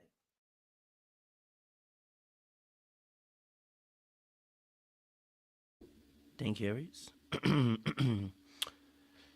Glenn, what are you saying? Yeah, man. He's been stringing along. He's been giving us some false hope. Anytime you bring the helicopter in, anytime you do the whole thing that you did, he did on the first date, you're stringing this young lady along. And for you, when you gather around the men and you're thinking that you're having men conversation, and you're saying I do all this for 3 or 4 days and I ghost them, and you was telling the truth because you didn't think your girl was in the room watching you or hearing you say these things. And then he never really answers a question when she started approaching it. From her standpoint, all she wants to do is make sure she looks good on TV. Like, she doesn't want to look like the village idiot or the fool or the person who's being used, because he is using you. He is making you look silly because you're still going to him. He even shuns her. I don't know if y'all picked up this, when she like, well, give me some sugar. She wasn't talking about regular sugar. He was talking about giving him a kiss, and he pulled away. He backed away. Like, no, I don't do sugar. Like, he didn't try to kiss her when she was trying to kiss him in the kitchen. When they had the intimate moment, they get in there by themselves trying to cook, and she's feeling the moment, and she's trying to give him a kiss, and he pulls away. that lets you know there, if she doesn't know anything else, that he does not like you. He doesn't want to be with you. He's here just to be here, right? And I think that's the thing that she hasn't picked up or she has not clued in on, is that he just wants to use you for that moment or that time and then move on to the next thing, right? He's not ready. He's not there for you. He's looking for the bigger, better thing, which is next, and it's not her. And God bless her heart for trying. You know, she's been trying, but she's not doing enough. And she's not doing enough for him, and he's not doing enough for her. He's just trying to pacify her.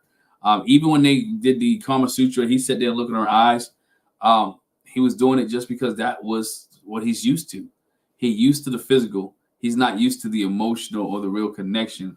He's good with being there physically to get what he wants, then to move on. So we'll see. We all know, in my eyes, I think we all know how this is going to end. It's not going to end well for her. And he's going to keep seducing her, and it's going to make her feel bad and petty at the end. So.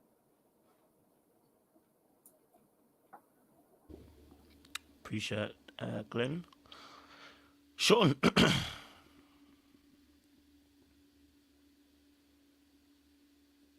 Can you come back to me? Yeah, no worries at all. Is your jaw locked? Maybe your jaw. No. All right. Jay.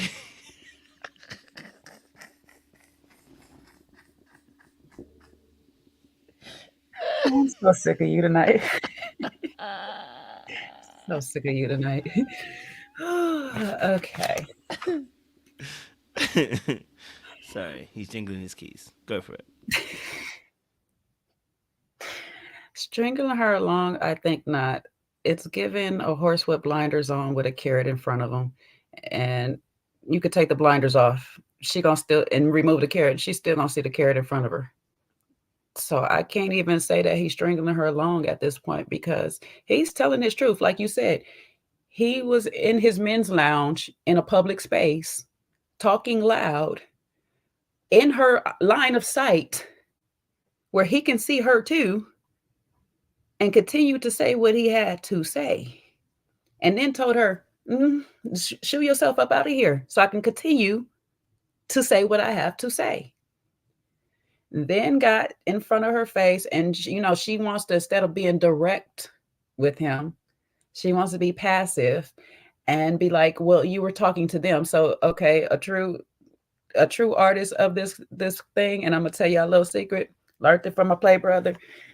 He like, you could tell me the whole truth and you mess up one part of that truth, I'm gonna turn your whole story against you or whatever. So that's what he was doing when he's like, who is them? Who is this? You sat there, lady, in his face. You know who they are. Don't you just get over there. You sat with the guys last night and told them that we not a couple, and it made me feel some type of way. That's all you had to do is sit up in his face and tell him direct. Because if you tell him direct, then you're going to see if he's going to lie to you or not. But he still in this moment doubled down and said, yes, I said what I said. We're not a couple. So it makes her have to face the reality and get out of her delusional land that she likes to stay in. However, Drowsy asked me earlier when you had your live, Kojo, what do I mean by she's selfish? She's selfish to her own detriment, because all she sees is what she wants at the end. And it doesn't equate to whether it includes him as being happy, him what he wants, none of this stuff like that. She wants him. He is her prize. We can argue if he's a prize or not, but he is her prize. And that's all she wants. Unfortunately, this particular type of selfishness that she has is going to leave her open and exposed to a whole bunch of hurt and turmoil in the future, because what you're saying to this man is, I will allow you to cheat in peace. And what he is doing right now is testing all of the boundaries that you have by telling you as much truth as you need to hear and see how long you're going to put up with his BS. And right now you're telling us in the confessional, I'm going to fight for it. I'm going to fight for this man. So he's like, well, shoot, I can do what I want to do. I could continue to flirt with these women. I could continue to do whatever I want, and it's not going to matter. Her only concern is, are you flirting with somebody in my face? That was her argument between the two of them, really, is that you're trying to flirt with the women in the house. So it doesn't matter if you're cheating and you're flirting with all these other women and you do whatever you do, long as it's not brought home. That's what she's telling him.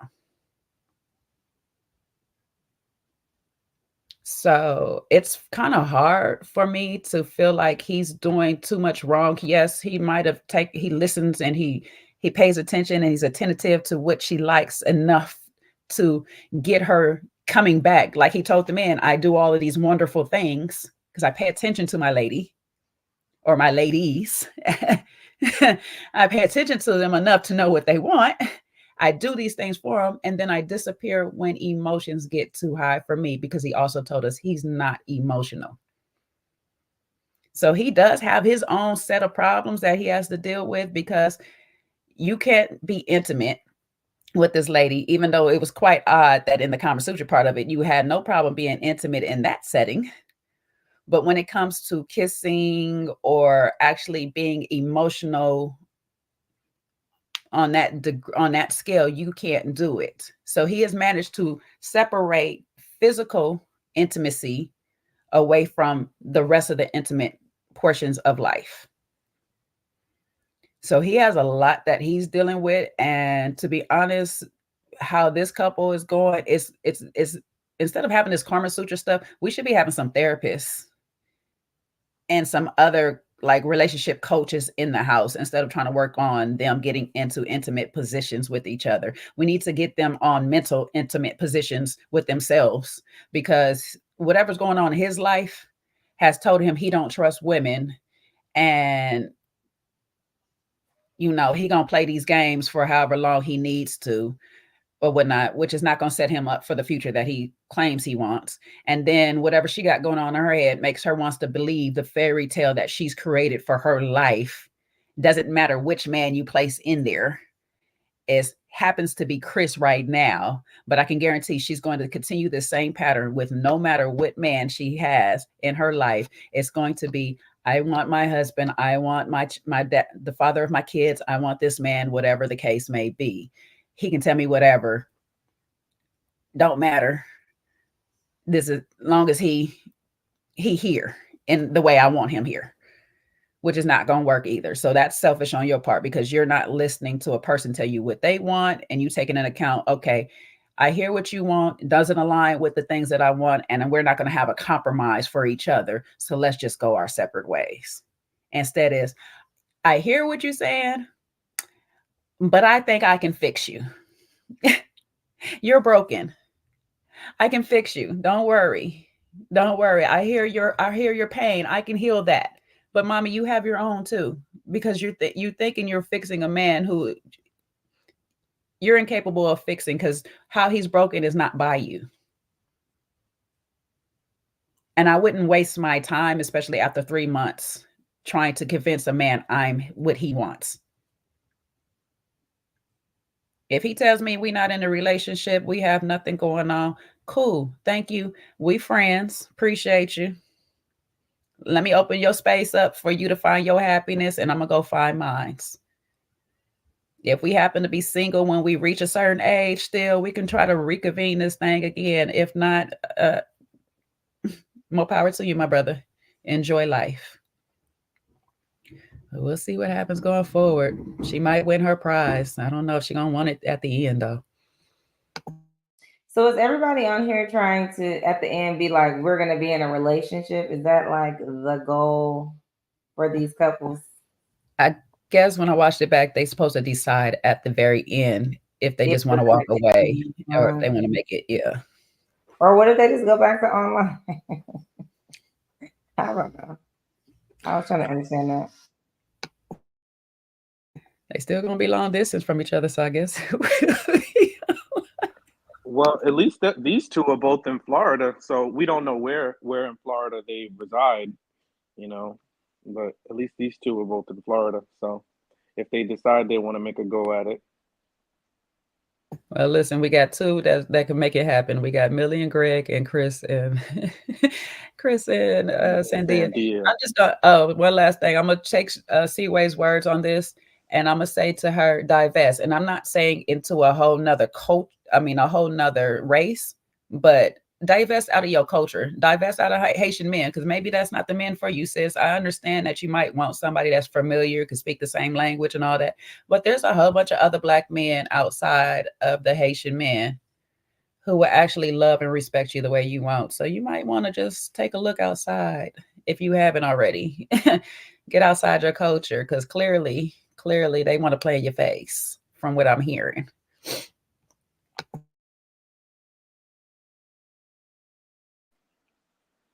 Yeah, I think the problem with these two is they just want two different things. And I don't know if she's listening to what he's saying, because if she heard what she heard, and then I also had the benefit of re-listening to their conversation that they had, and it sounds like she also got information from other people in the house.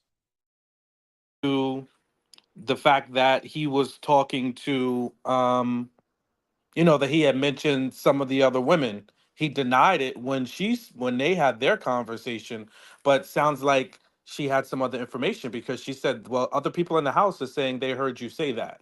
So I guess he continued to talk once she got booted out the room, and he said a bunch of things. So yeah, I think they just want two different things. He has said he doesn't trust women. He has said that he's looking to build trust with her, but that to me sounds like we're going to have a play relationship where she's just going to be the benefactor of a lot of bad treatment. And she also wants what she wants, where she's not listening to what he says, or she hears it, but then she computes it in her own way. So it's going to be a roller coaster of dramatics. So I don't know. I think that he needs to really develop his understanding of what a relationship looks like, what he's looking for, where he wants to be. And I don't think he should be practicing with Sandia. And I think she needs to have a clear understanding of what she wants. So my 2 cents. But no, Sean, I agree with you on that, because if you're not dating to be exclusive, why are you on this show? Like if you're both of them said we're not dating to be exclusive, go home. Like, isn't that the point of the show? To see if you can get there, but you both already said that you're not going to do that, or you don't want to get there. He's already said, I'm not dating you exclusively. And she's like, he's not dating me exclusively. What are we doing? Just call it an open relationship and keep it moving. Whatever the case may be. It's just weird, because she went along. You hurt by what he said, but you went along with the fact that he said we're not dating exclusively. So you justify what he said was cool because you're not dating exclusively. If we're not dating exclusively, why are we arguing about if he gonna talk to somebody else in the house or not? Exactly. Exactly. That's what I'm saying. Well, I think that's where it comes into play, where she doesn't want to be embarrassed. So that's where some people have that arrangement where if you do what I don't see, then that I can live with that. But if you do it in my face and he's starting to date other women in the house, then yeah, I'm not going to be cool with that. Well, if he bold enough to be trying to date somebody while they potential is up in the house, child, listen. That's the part that I was like, well, if you do that, you're disrespecting the guys. Like, that's a whole nother. Well, he said it to the guys. Remember, he said it to the guys. So maybe they said, we'll do a swap. Or maybe the guy said, maybe it was Aaron. What's the other Aaron? I didn't get that from that conversation. Maybe I missed it, but I didn't get that either. I have other girls. Like, I'm out here in these streets. We're not exclusive. I talk to other people. I get other. That's what I heard. So that's why when it came up, he used that as a way to divert the conversation, because he's like, I'm trying to talk to other girls in the house. Well, nobody said you're trying to talk to somebody else. You're just talking about how you talk to other women while I'm in this house with you. You're here with me, and then you telling them about how you talk to other chicks. That's embarrassing. Like, don't be out here telling them about all the other chicks you got and you making me look dumb, which he was. And she did look dumb. I mean, she did. You sat there, you heard him, he saw you, hear him, he told you to get out. I would have packed my bags, and when he woke up the next morning, I would have been in my house, wherever I live, in whatever state that is. But that was on her for. That's why I'm like, I thought it was just a general statement about women. Period. I didn't hear the part about. No, but this men right there being like, oh yeah. I don't see when that. I rewatched it, she said other people said it. But So she fishing. I think she was just saying you were saying it around other people because he was saying it to people in the house.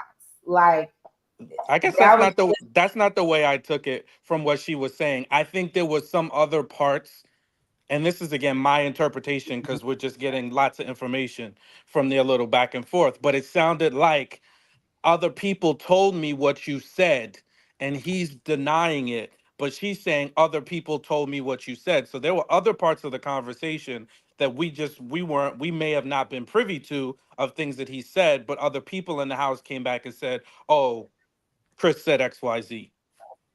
Yeah, no, she fishing. That's what she doing. That's because, like I say, when you don't be direct with that type of man or person, you always gonna get caught up in the loop or whatever and stuff of just trying to guess if you was right or not on what you heard. And she stood right there and heard all he said. Like she heard a lot of what he said. She was it's like, she why you stood right still there. She had yeah, that's what I'm saying. You had enough information to go on that instead of trying to bring anybody else in there. Like I heard what you said in front of him. Like that's enough there.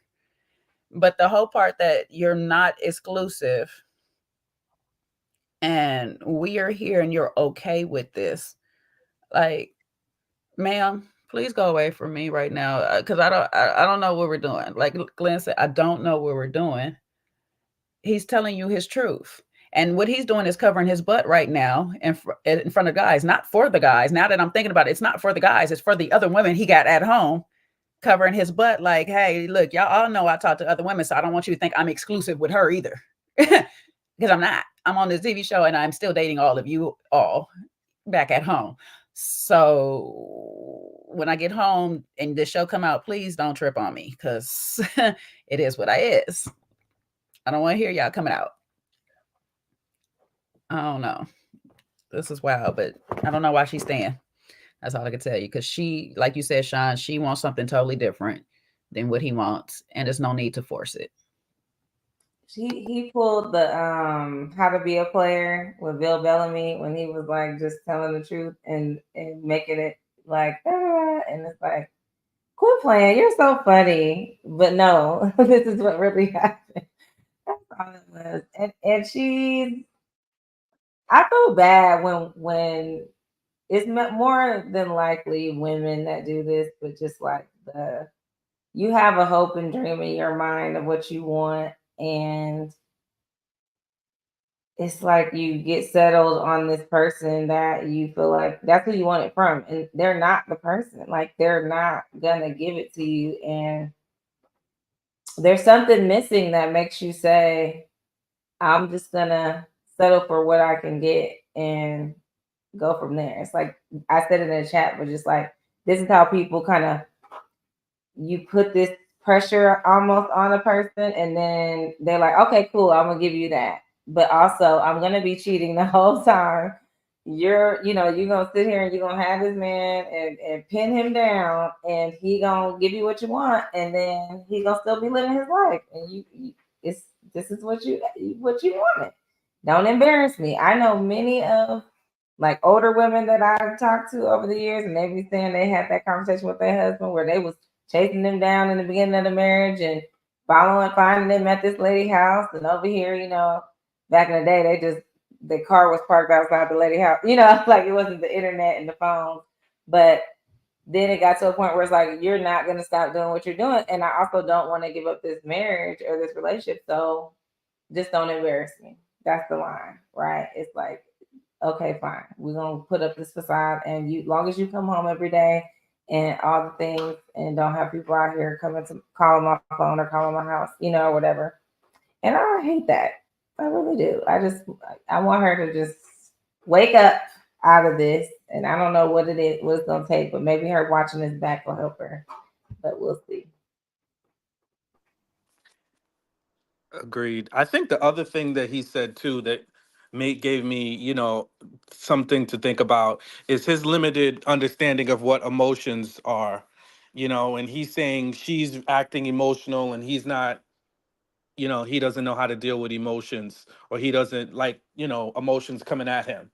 And it's like there's all different types of emotions, okay? So maybe her emotion that you're seeing is frustration, or her feelings are hurt, but you have emotions too. You show them, whether it's your frustration, your shutting down, your anger. Those are emotions and feelings as well. So I think, as a man, seems like he has a limited view of what emotions are, of what relationships look like. And sometimes, unfortunately, with limited information, people use the wrong sources. So he might be getting his facts from YouTube, and the manosphere space, because some of the talking points that he had sounded like they were, he doesn't trust women and he gives women a good few first dates and then he backs off. That sounds like that deceptive. I'm gonna lure women in and then I'm gonna back off and do my thing so that I don't get hurt. And hurt is an emotion. Lack of trust, comes from you not wanting to be emotionally vulnerable.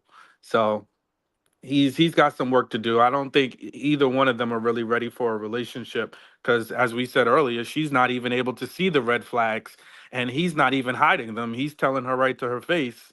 And she's still talking about, I'm willing to accept it and move forward as long as he apologizes. Again, if editing cut that apology off the floor, then that's on them. But I certainly didn't hear him say sorry, and I didn't hear any tone in his voice of an apology to her when she was, saying how she felt. He called her a baby and he was just playing with her, trying to make her laugh and smile and move along. But I never heard, oh, I'm sorry, or I didn't mean that, or any ounce of, contrition about how things happened between the two of them. Yeah, I think he gave her some smoke screens when gave her attention, and when she gave her attention, those are smoke screens. Those are ways those are ways to throw off the subject and throw off the topic, and had her giggling and laughing again, and she didn't recognize the fact that he's playing in your face and he's throwing you smoke screens just so we can move on, because they never really fixed the conversation. They never really dug deep into what the issue was. They had everybody else fooled because the other couples are like, oh, I love how they can work things out and how they got it together. Smokescreen. And not fixed. It's not, the problem's still there. They didn't really work it out. He avoided it. It's called avoidance. He avoided it by making her laugh and giggle, and it's never really. And she's like, "Oh, everything's good." No, everything's not good, because it's gonna happen again. He's gonna avoid it again. Gonna put another smoke screen up again, and she's just gonna keep falling for it again. And that's where the cycle keep going. And he wants somebody to chase him and fall all over him. That's why he keeps ghosting them all the time. That's just a trick employ, because he wants the phone calls to keep ringing, and he'll come back in like he's, like he saved the day. Oh yeah, I'm back now. But what were you doing when you was out? What were you doing when you were away? All right, and that's the biggest dilemma between them, and she doesn't see it. And hopefully she'll wake up, or hopefully somebody else will wake up. This therapist, whoever, I don't even think she's a therapist. This host they have, and maybe she can tell them, because right now she's just hosting the show and not giving any advice. Yeah, Taronda's an actress. Yeah, so she's definitely nobody's therapist. Yeah, my son said she's a bootleg Tommy. Lord of mercy. Right, bootleg Tommy. But Chris gives me mommy issues. That was the conversation that we got to talk about last night too. We were watching it. I'm like, whenever a man says I don't trust women, mommy issues. We need to know what happened there. What's going on? Why are you like this? Because something's up. And maybe she got some too, right? Like, it sounds like a lot of people need some help, but it's definitely like that is the biggest, kind of piece with him that I'm like, you don't trust women? Okay, we got to know. Don't want no part, but yeah. No, listen, I definitely hear what you guys are saying. I think she just needs to get a grip, okay, all right, of the reality she's actually in, Okay, at the moment, she's in the Spider-Verse. At this moment, she's in Marvel. She's in DC. Okay, all right. She's in every universe that doesn't exist, apart from the real one. Okay, so I just needed to come back to that reality and snap back quick. But I get it. We've all been there, where we've been in Delulu, been in the land of Delulu, where you're not really looking at the reality of the situation. And so this will probably be, her villain origin story, and she might have to go on a little mad one after this just to kind of get herself back into shape. Because when you go through these situations, it does break your heart. You know what I'm saying to you. And what she's trying to do is trying to save him. So he got the mummy issues. Probably she got some daddy issues because she's out here trying to save him. And old boys, saying to her, I don't want to be saved. But since you're out here trying to save me, I'm going to use you whilst you here. And this is actually typical stuff in dating, that sometimes people put themselves in these situations where they don't need to necessarily be in. You know what I mean? Like this can be avoided. Old boy is telling you, listen, I'm talking to other gal. Yeah, we're on the show. Cool, I'm going to be with you, but I'm going to be honest about it. And the way he spoke would have had me on. I would have been plotting the downfall. I can't lie to you. I'd already started plotting downfalls. I was like, yeah. But my plan is, I'm now starting to plot your downfall. Okay, all right, because I need to get even. I need to find a way of not being embarrassed. You try to sit here and say I don't want to be embarrassed. No, I'm going to make sure that if I'm going down, the plane is going down, and you're going down with me. Okay, we all gonna look bad. Okay, so yeah, that's me again, being silly. But I think she just needs to just open her eyes a little bit. As Nigerians would say, shine your eye, shine her eye a little bit more, and just look at the situation for what it really actually is. You're missing, the point, and the reality of the situation. She's been blessed. The brother was talking wickedest in front of all the boys. That is a blessing. You got to hear how he really speaks about you, and he don't give a heck. So at that point, sis, you've been blessed. You have been given divine intervention. You have been given divine knowledge and understanding in that moment to see into the realms of what this man's mind is really thinking about you. At that point, you gotta say to yourself, Heavenly Father, we thank you. Oh, Jesus, thank you for the divine revelation. You open up eyes and you open up hearts, and you let those who speak their truth. And at that point, you now know that he is really not the one for you. So yeah, she just needs to shine her eye a little bit. We know old boy's playing. We know that he doesn't trust women. And that's even another thing. The fact that he told you to your face as well, I don't trust women. What do you want me to do? You want me to make you trust women? That's where Sister's playing doctor. Like, he's telling you to your face, I'm not going to change the way I'm going to speak. He told you before this, I may say things that are going to hurt you. He told you also to your face that, you know what, man, this right here is, I don't give a heck about you. And if you want to stay, that's fine. I'm going to be honest with you so that when this ends, you can't say I'm the bad guy. Okay? All right? I've laid all the cards on the table. Okay, so at this point, as long as she shines her eye and she's aware of what she's walking into, I don't want to hear any tears or any kind of complaints, from her, because she's been given the blueprint. So may she, yes, Sean, go for it. I was gonna say Kojo, and listen, Haitian Empress was on Jay's live yesterday, and she reminded me, because I've dated a few Haitian women in the past. Just wait, Kojo. Just wait. From the level of how she can twist her thoughts around to understand whatever she wanted to understand to get through that moment, trust me, Chris will pay too.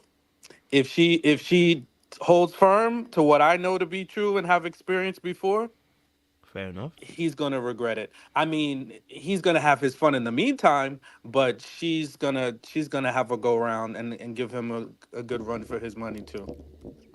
Okay, all right. We look forward to just seeing maybe. it. Listen, now look. Hopefully, we don't. I'm not. Nothing is guaranteed, but I'm telling you, based on what I've seen, he might not have peace. He might not be able to cheat in peace the way he really wants to. He gonna be waking up in the middle of the night with sweats. Very much. Yes, brother. Stressed out. stressed out for his sins. he gonna find out something's missing when he wake up. It's not gonna it's not gonna say it's gonna stop the sin, but he gonna have stress for his sin for sure. No, guys, not voodoo. Let's not get carried away like that. No. But oh, I mean that's why I was going with it. But okay, no, no, you I went with that. wasn't. Okay, I okay, saw my somebody bad. in the I chat. was. No, I'm not saying that. I'm I just was. saying the mind games and the stress and the talking and she gonna cuss him in Creole. He gonna hear it for about 2 hours. He's gonna wish he would have just kept quiet. Fair enough. We look. We'll wait and see. Wait, is Chris Haitian too? They said. Is Chris Haitian too? Yeah, they're both Haitian. Oh well, then it's a fair game. Shoot, they're gonna go at it back to back. Yeah, they're both Haitian. Yep. Yeah, well, whoever finds Jesus first will probably be the winner. Okay, cool. Let's talk about obviously Brennan and Sienna, the one that people have been waiting for, the one that people have been wanting to discuss today. It is the Brennan and the Sienna situation. I mean, listen, you know what? It just, you know what? It's just, you know what's really interesting is for me is that, I mean, I saw the craziness in her eye from the first episode, but I just didn't think it can get to this level.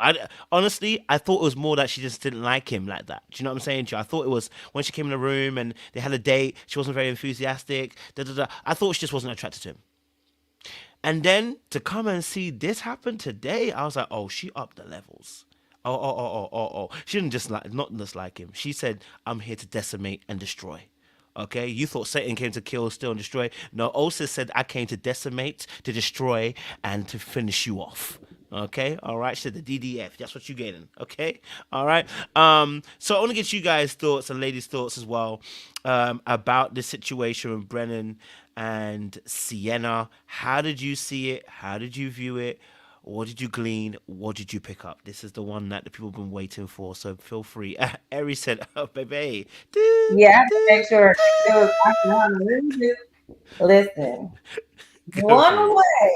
one way to solidify your disappearance from my life is to call me out my name, and the second way is to bring up something about my life against me when we have an argument. That's actually the number one way, to be honest with you. That you're done. You're done. You're out of here. When she's talking about you had a whole 2 kids. Whoa. She is diabolical. Okay. I said, oh, this lady is out of it. There were so many things with her. She voluntarily told this man that he wasn't the first person that said that she was inconsistent. You said, that hurts my, you should saw us, I'm watching this yesterday. I'm like, hurts your feelings? This hurts your feelings that I'm the 4th person to tell you that you're inconsistent. Maybe you need to think about, instead of your feelings being hurt, you should say, dang, if 4 people have told me, maybe I can see it. I see where they're getting it from. You got on the attack. It was psychotic. It was some psychotic behavior because it was like she's saying one thing and then literally right behind it, she just like got mad at him for agreeing with her about it. And he was so nice. He was very kind in how he communicated with her. He was trying to be like, he did great. He did better than I probably would have. And then you called him a B. You don't respect this man. You literally have no respect for this man. And I'm not sure. Do I remember, like, was there something other than this moment when he talked about her flip-flopping, which is what she did in that conversation as well, other than I said I would move to Florida and now I'm changing my mind and being like, nah, you come here. you were literally doing what he was trying to explain to you that you do while y'all were having this conversation. So like she just I couldn't take it. I could not take her. I was yelling at the TV. And then you're gonna go try to gather the troops to get on your side afterwards. And they did not, thank God. I was just like, you hate him. Like, and when you the fact that you try to bring other people in and then start being like, he got baby mama, he got what? And I love that he said in his confessional how like this is not new information. We've been talking, you've been known that I have this stuff. So like all of a sudden now it's a problem because I'm bringing your stuff out. I wanted him to just go home. Like I was just like, run from this lady. She is crazy. Like, yeah, it was so many. It was so much with her, and then got mad because he was doing the same thing she was doing. I'll let y'all get in on that because I just was like, you are literally doing the things that started this argument the whole time, all the way to the ending of the episode. So I want him away from her. He seemed way more mature in how he communicated, how he handled things, like the whole thing. He was just way better. Her hair was bothering me. I don't know what's going on with her. Is it a wig? I don't know. It was just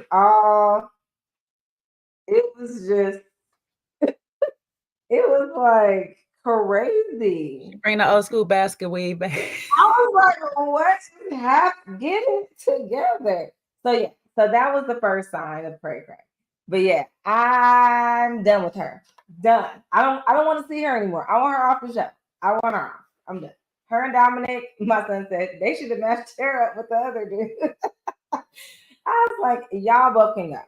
Get them out of the house immediately. Yo, it's crazy. She's crazy. I'm gonna call it what it is. For her to flip flop, and my take hats off to Brendan. I think I put in the chat. Yo, he handled it like a true G, right? He handled it very smooth. He handled it well. He didn't raise his voice. He didn't go after her when she called him a B. He just, what do you mean? What's going on? And when she started putting his business out there like that, he's even tried to explain. Look, I was 19 years old. I think he said we had a kid. I'm from the South. So my family believes, you got her pregnant. You need to marry her. Then I realized it was a toxic relationship, so I had to leave. It's not like and then he told me, well, you got another kid and like 15 years apart. And like all this because he called you inconsistent, which all your other people in your past relationships had called you. They called you inconsistent. Everybody's not lying. And you showed the inconsistency in your conversation. You showed your inconsistency in how you treated him or how you believe him or how you deal with him. And you show that you was super aggressive, right? Super aggressive. And which is totally disrespectful to him.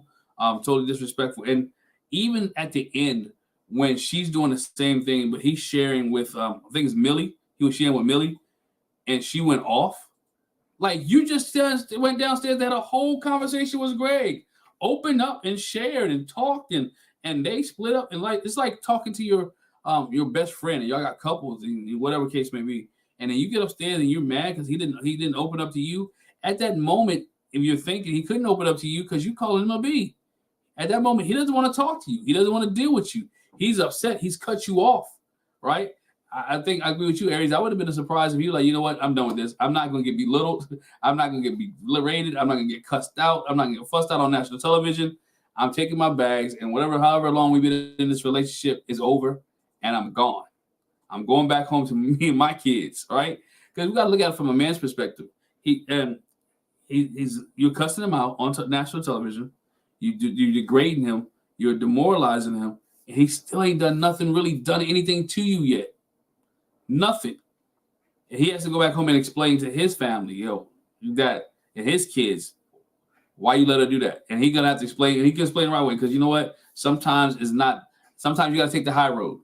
Sometimes you don't have to be that person to engage in that conversation and argument when you know who you are and when you know your truth as a person. And I think he knows his truth. He knows what happened in the relationship. He knows that, you know what, I really don't have to deal with her anymore. And I don't see this relationship making it. I don't even know how many episodes there are. I don't see this relationship making it past the next 2 episodes. I think somebody's gonna be gone. I think he's gonna be like, you know what, I'm done. I'm checking out. Because when people show you who they are, believe them, right? She already showed you she is like out there. She on some Lynn Whitfield type situation, right? She is a thin line. She's out there. So hey, believe her, go home, leave it alone. Don't trust it, don't deal with it, and just cut your losses. Find somebody else. And that's what he needs to do. It's time to find somebody else, because it wouldn't have been a good fit for her to move down to Florida anyway, because she'd be looking for her own apartment after. Then she had no, that's what she said. She said, well, I don't want to live with anybody unless I'm married to him. Which is right, because if he sees this beforehand, there's no marriage. There's no walking down the aisle. There's no counseling. There's no pre-marrying counseling. There's none of this. The relation, this give me my ring back. Relationship's over. And so this is where I think he's going to be at. They're done. It's bad. Yeah, I was gonna say that too. It seemed like the demon came out, right? There's something in there that flipped and switched. There's a problem there, and she needs some healing and deliverance.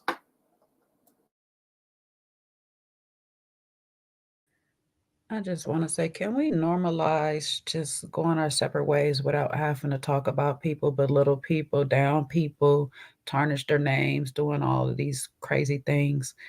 And can we normalize when we are hurt, actually expressing that we're hurt by something instead of attacking people? Because this all started because you were hurt for 2 reasons. One, I get it. You know, you're doing a conversation, you're being boring, but he says it out loud in front of everybody. It's a little embarrassing, so I can understand that hurt. 2, he repeated things that you've already heard in the past that you obviously didn't work on in the first place. But that's not on him. That's on you, sis. That's your hurt, because you should have worked on it when it hurt you the first time. When you felt something the first time that a person told you, or even the second time, you know, sometimes we ignore the first time because that's just that person saying that. But when the second and the third person told you, you should have worked on that. So if inconsistency and maybe being a little boring hurts your feelings that bad that you got to call somebody out their name. Because I'm sorry, well, we are getting an edited version, but I didn't see anything that he said.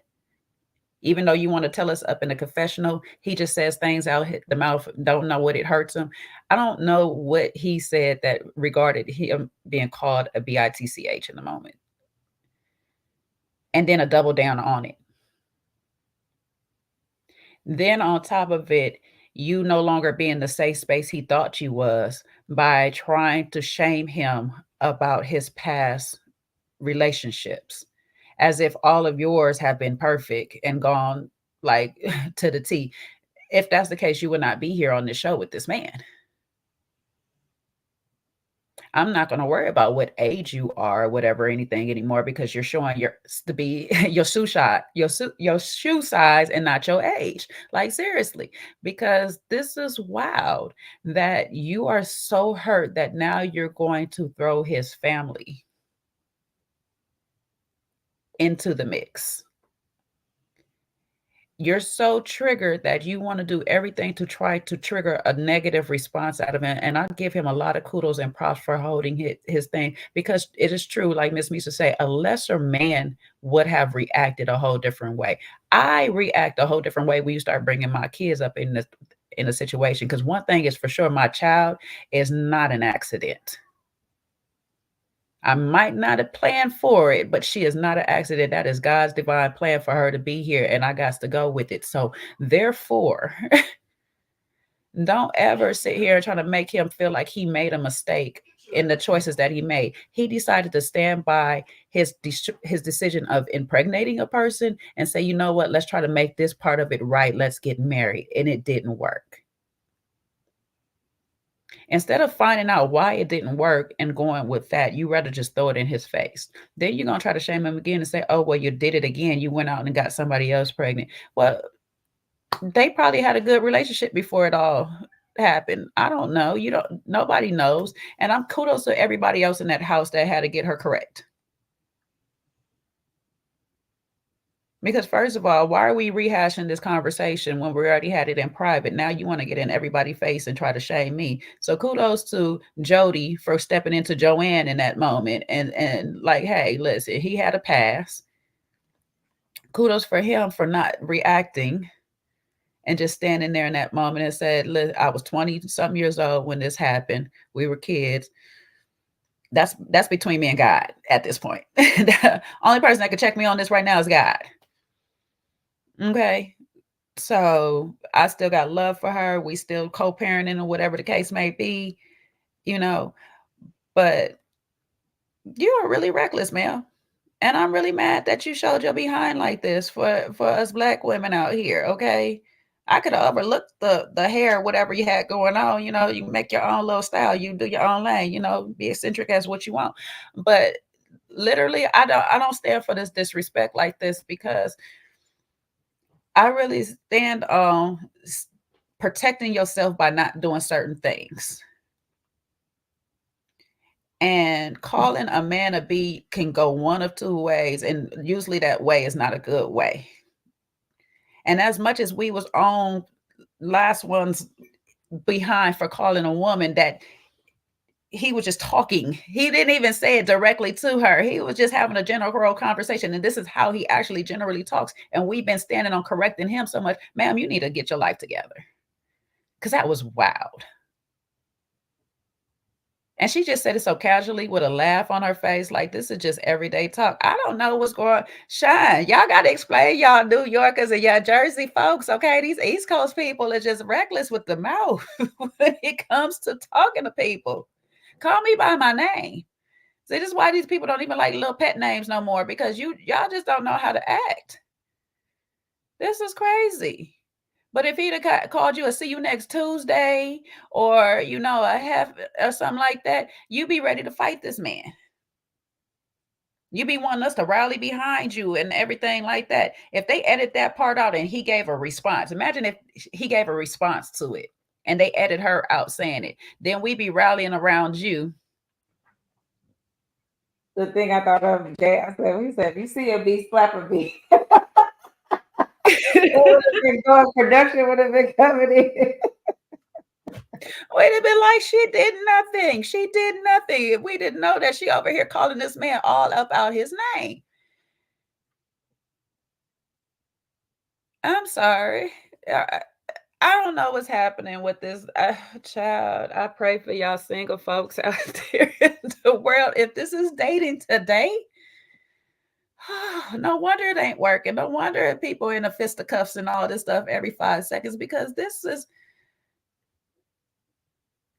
y'all got, where's the love? Please sing it, because where is the love? This is tiring. For real. This is really tiring that y'all don't possess any love in yourself to be just respectful. Just be respectful. If this is the crazy thing, I don't even like to disrespect anybody I once dated before. I don't like to talk bad about my past because I chose that person. This looks crazy on you. If you thought he was a B, why are you here? Because I don't think it take you that long to realize that a person is that. If you felt like he had any inclinations of being a B, why are you still talking to this man? But you forgot that you forgot that you had a conversation with this man, that you was willing to up and rewrote yourself to a whole nother state at one point. I'm not rewriting myself for somebody I think is a B. I'll tell you that much. And if I think you're a B, you'll know, because I'm no longer dealing with you. I don't need you in my space. That's it. You know what I'm saying? That's not the type of energy I want to keep. I don't understand. But, if we're going to talk on Kojo's mirroring thing, you tend to highlight what you are. So, you feel like he felt like you was inconsistent and you showed your behind. So there's that. I'm gonna let it go at this point. Shine, you can go ahead and give us your thoughts.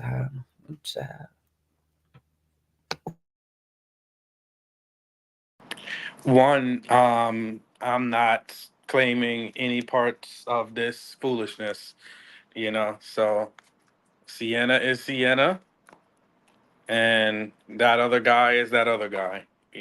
So they can be from Timbuktu for all I care. You sound like my G-Mom, Sean. I love you for that. That was her favorite place to say, I'm from Timbuktu. Exactly. She could be from Albuquerque, New Mexico for all I care, because people like to claim regions, but unfortunately, behavior is behavior, and you got to own your stuff. And it's just unfortunate that what I saw from her is deflection. And I'm telling you, Brendan did a master class in how to handle conflict, how to deal with someone, especially a woman, when they're being disrespectful without losing your cool. Man, he just really masterfully explained himself, showed emotional maturity, still continued to make his arguments, and that just she just exposed herself further. Because when somebody does that, they're trying to avoid having the conversation. When somebody tries to insult you, call you a name, it's to take you away from the argument because you're getting close to the truth. And when the truth hurts, you don't want to hear it. So you rather push them away than listen. And he nailed it. She doesn't listen. She deflects, and she projects. So I think she was getting to a vulnerable place, and it just was unfortunate because she's the one that opened up the door to say, "Hey, listen, I've been told that before, and it hurts my feelings." Okay. So let's dig into that. Let's have that conversation as to what's causing that and what are some inconsistencies. Let's stay in that place where you can maybe get to the root cause of why people feel that you're inconsistent. And it's unfortunate she missed that opportunity because it seems like Brendan had the capability to really explore the conversation with her, but she rather hurl insults, be rude, and then try to win everybody else over, and it backfired on her. And kudos to Joanna for really stepping in and talking about the marriage piece and divorce.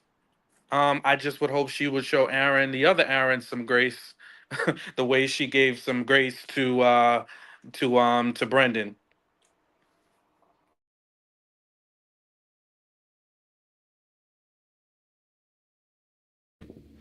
Well, y'all know my sentiments already, so I ain't gonna talk long. So, I mean, to be honest, listen, I just think old girl needs to sit on the bench.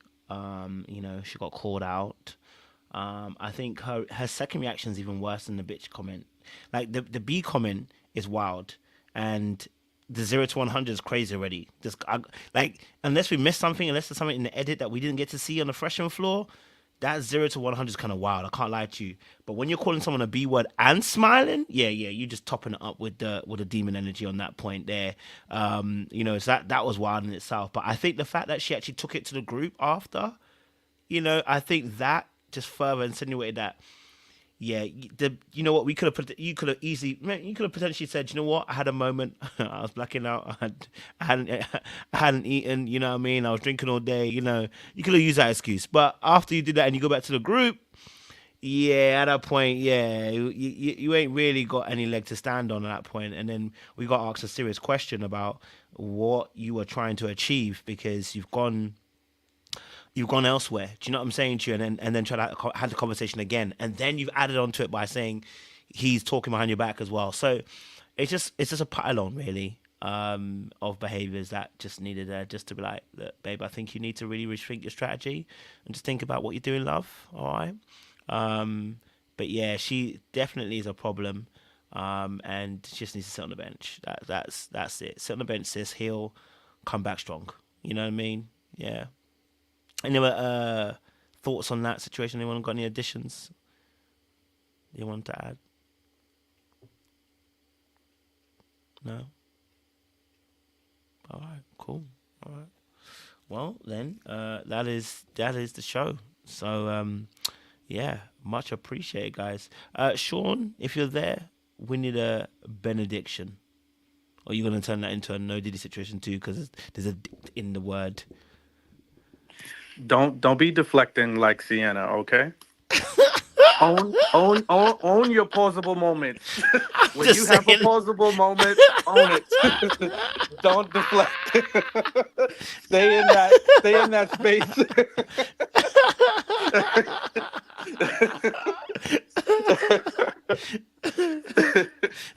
Sorry, my bad. Go for it, bro. All right, cool.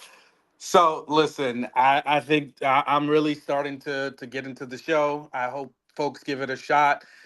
The first episode was a lot, but I like, I'm there for this show. I enjoy seeing this, and I think now we've got at least a good cast of characters to look into, and I think some of the lessons we learned, unfortunately, we had to see from Dominique and Alexis that, use your words, and use the right words. When you're having an argument and a discussion in relationships, definitely we should not be physical. We shouldn't be using our hands or any parts of our bodies to communicate messages in anger. Our bodies are meant to love each other, support each other, and not to harm and hurt each other. So, I think that is a good lesson. And then, unfortunately, we saw with Sienna, this episode, that your words can also be hurtful. So be careful with your words.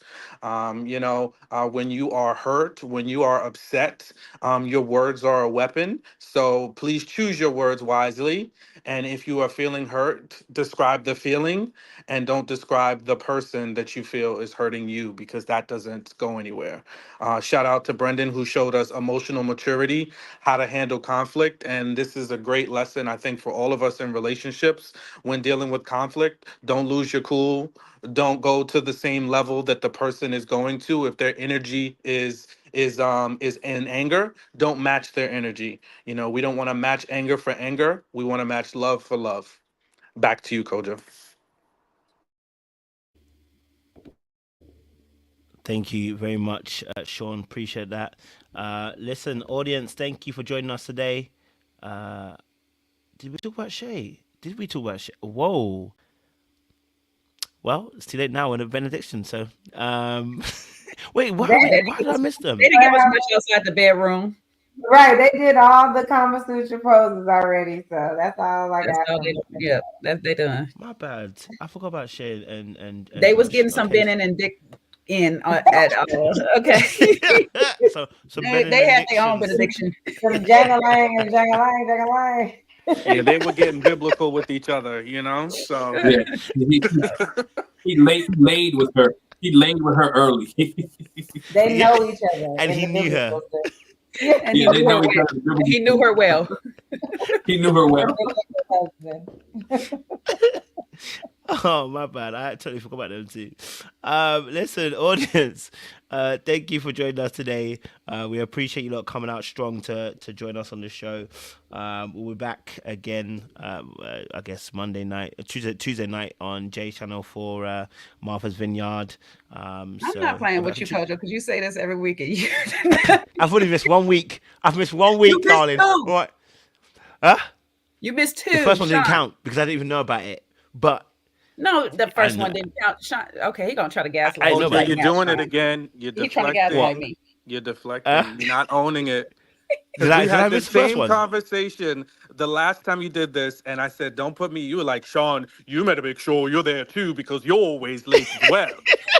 And who did not show up? He was like, "Oh, I'm in a webinar, but I'll stream it though." Yeah. And I did stream. Did I not stream it? Did I not stream it? 1 hour late. 1 hour into the But I was in the webinar. Yes, you was. We was down to the last scene of it by the time you streamed. I started I had to rehash a little bit just because. All right, let me own my thing before I start calling people B-words. So, listen, I own it, guys, and I'll be back this week with the crew talking about Martha's Vineyard. Okay, all right. Was it 4 p.m. EST again? Yes. Do I need to push it back? I'll be back. No. I'll be back. I'll be ready. 4 p.m. EST. I will be ready to do the show, and do Martha's Vineyard. So I hope you guys are ready. for that show and the stuff that are going on in there. I'm enjoying it, to be honest. So, you know. But yeah, listen, that's how to be accountable, guys. I didn't start cussing your cast members on, you know what I mean? You don't have to do that. You know what I mean? Dragging them through the town and stuff. All right, listen, appreciate you guys. Much love, much appreciation. It's been good fun, and we've enjoyed ourselves today. A real interesting episode. We wait for next week to see what is going on. I'm also watching a few other shows. I can't lie to you. The other day, I binged. I can't lie to you. Love of the Lockup's killing me. I mean, I don't know what is going on there. Oh boy, let me know. I can talk about Lisa.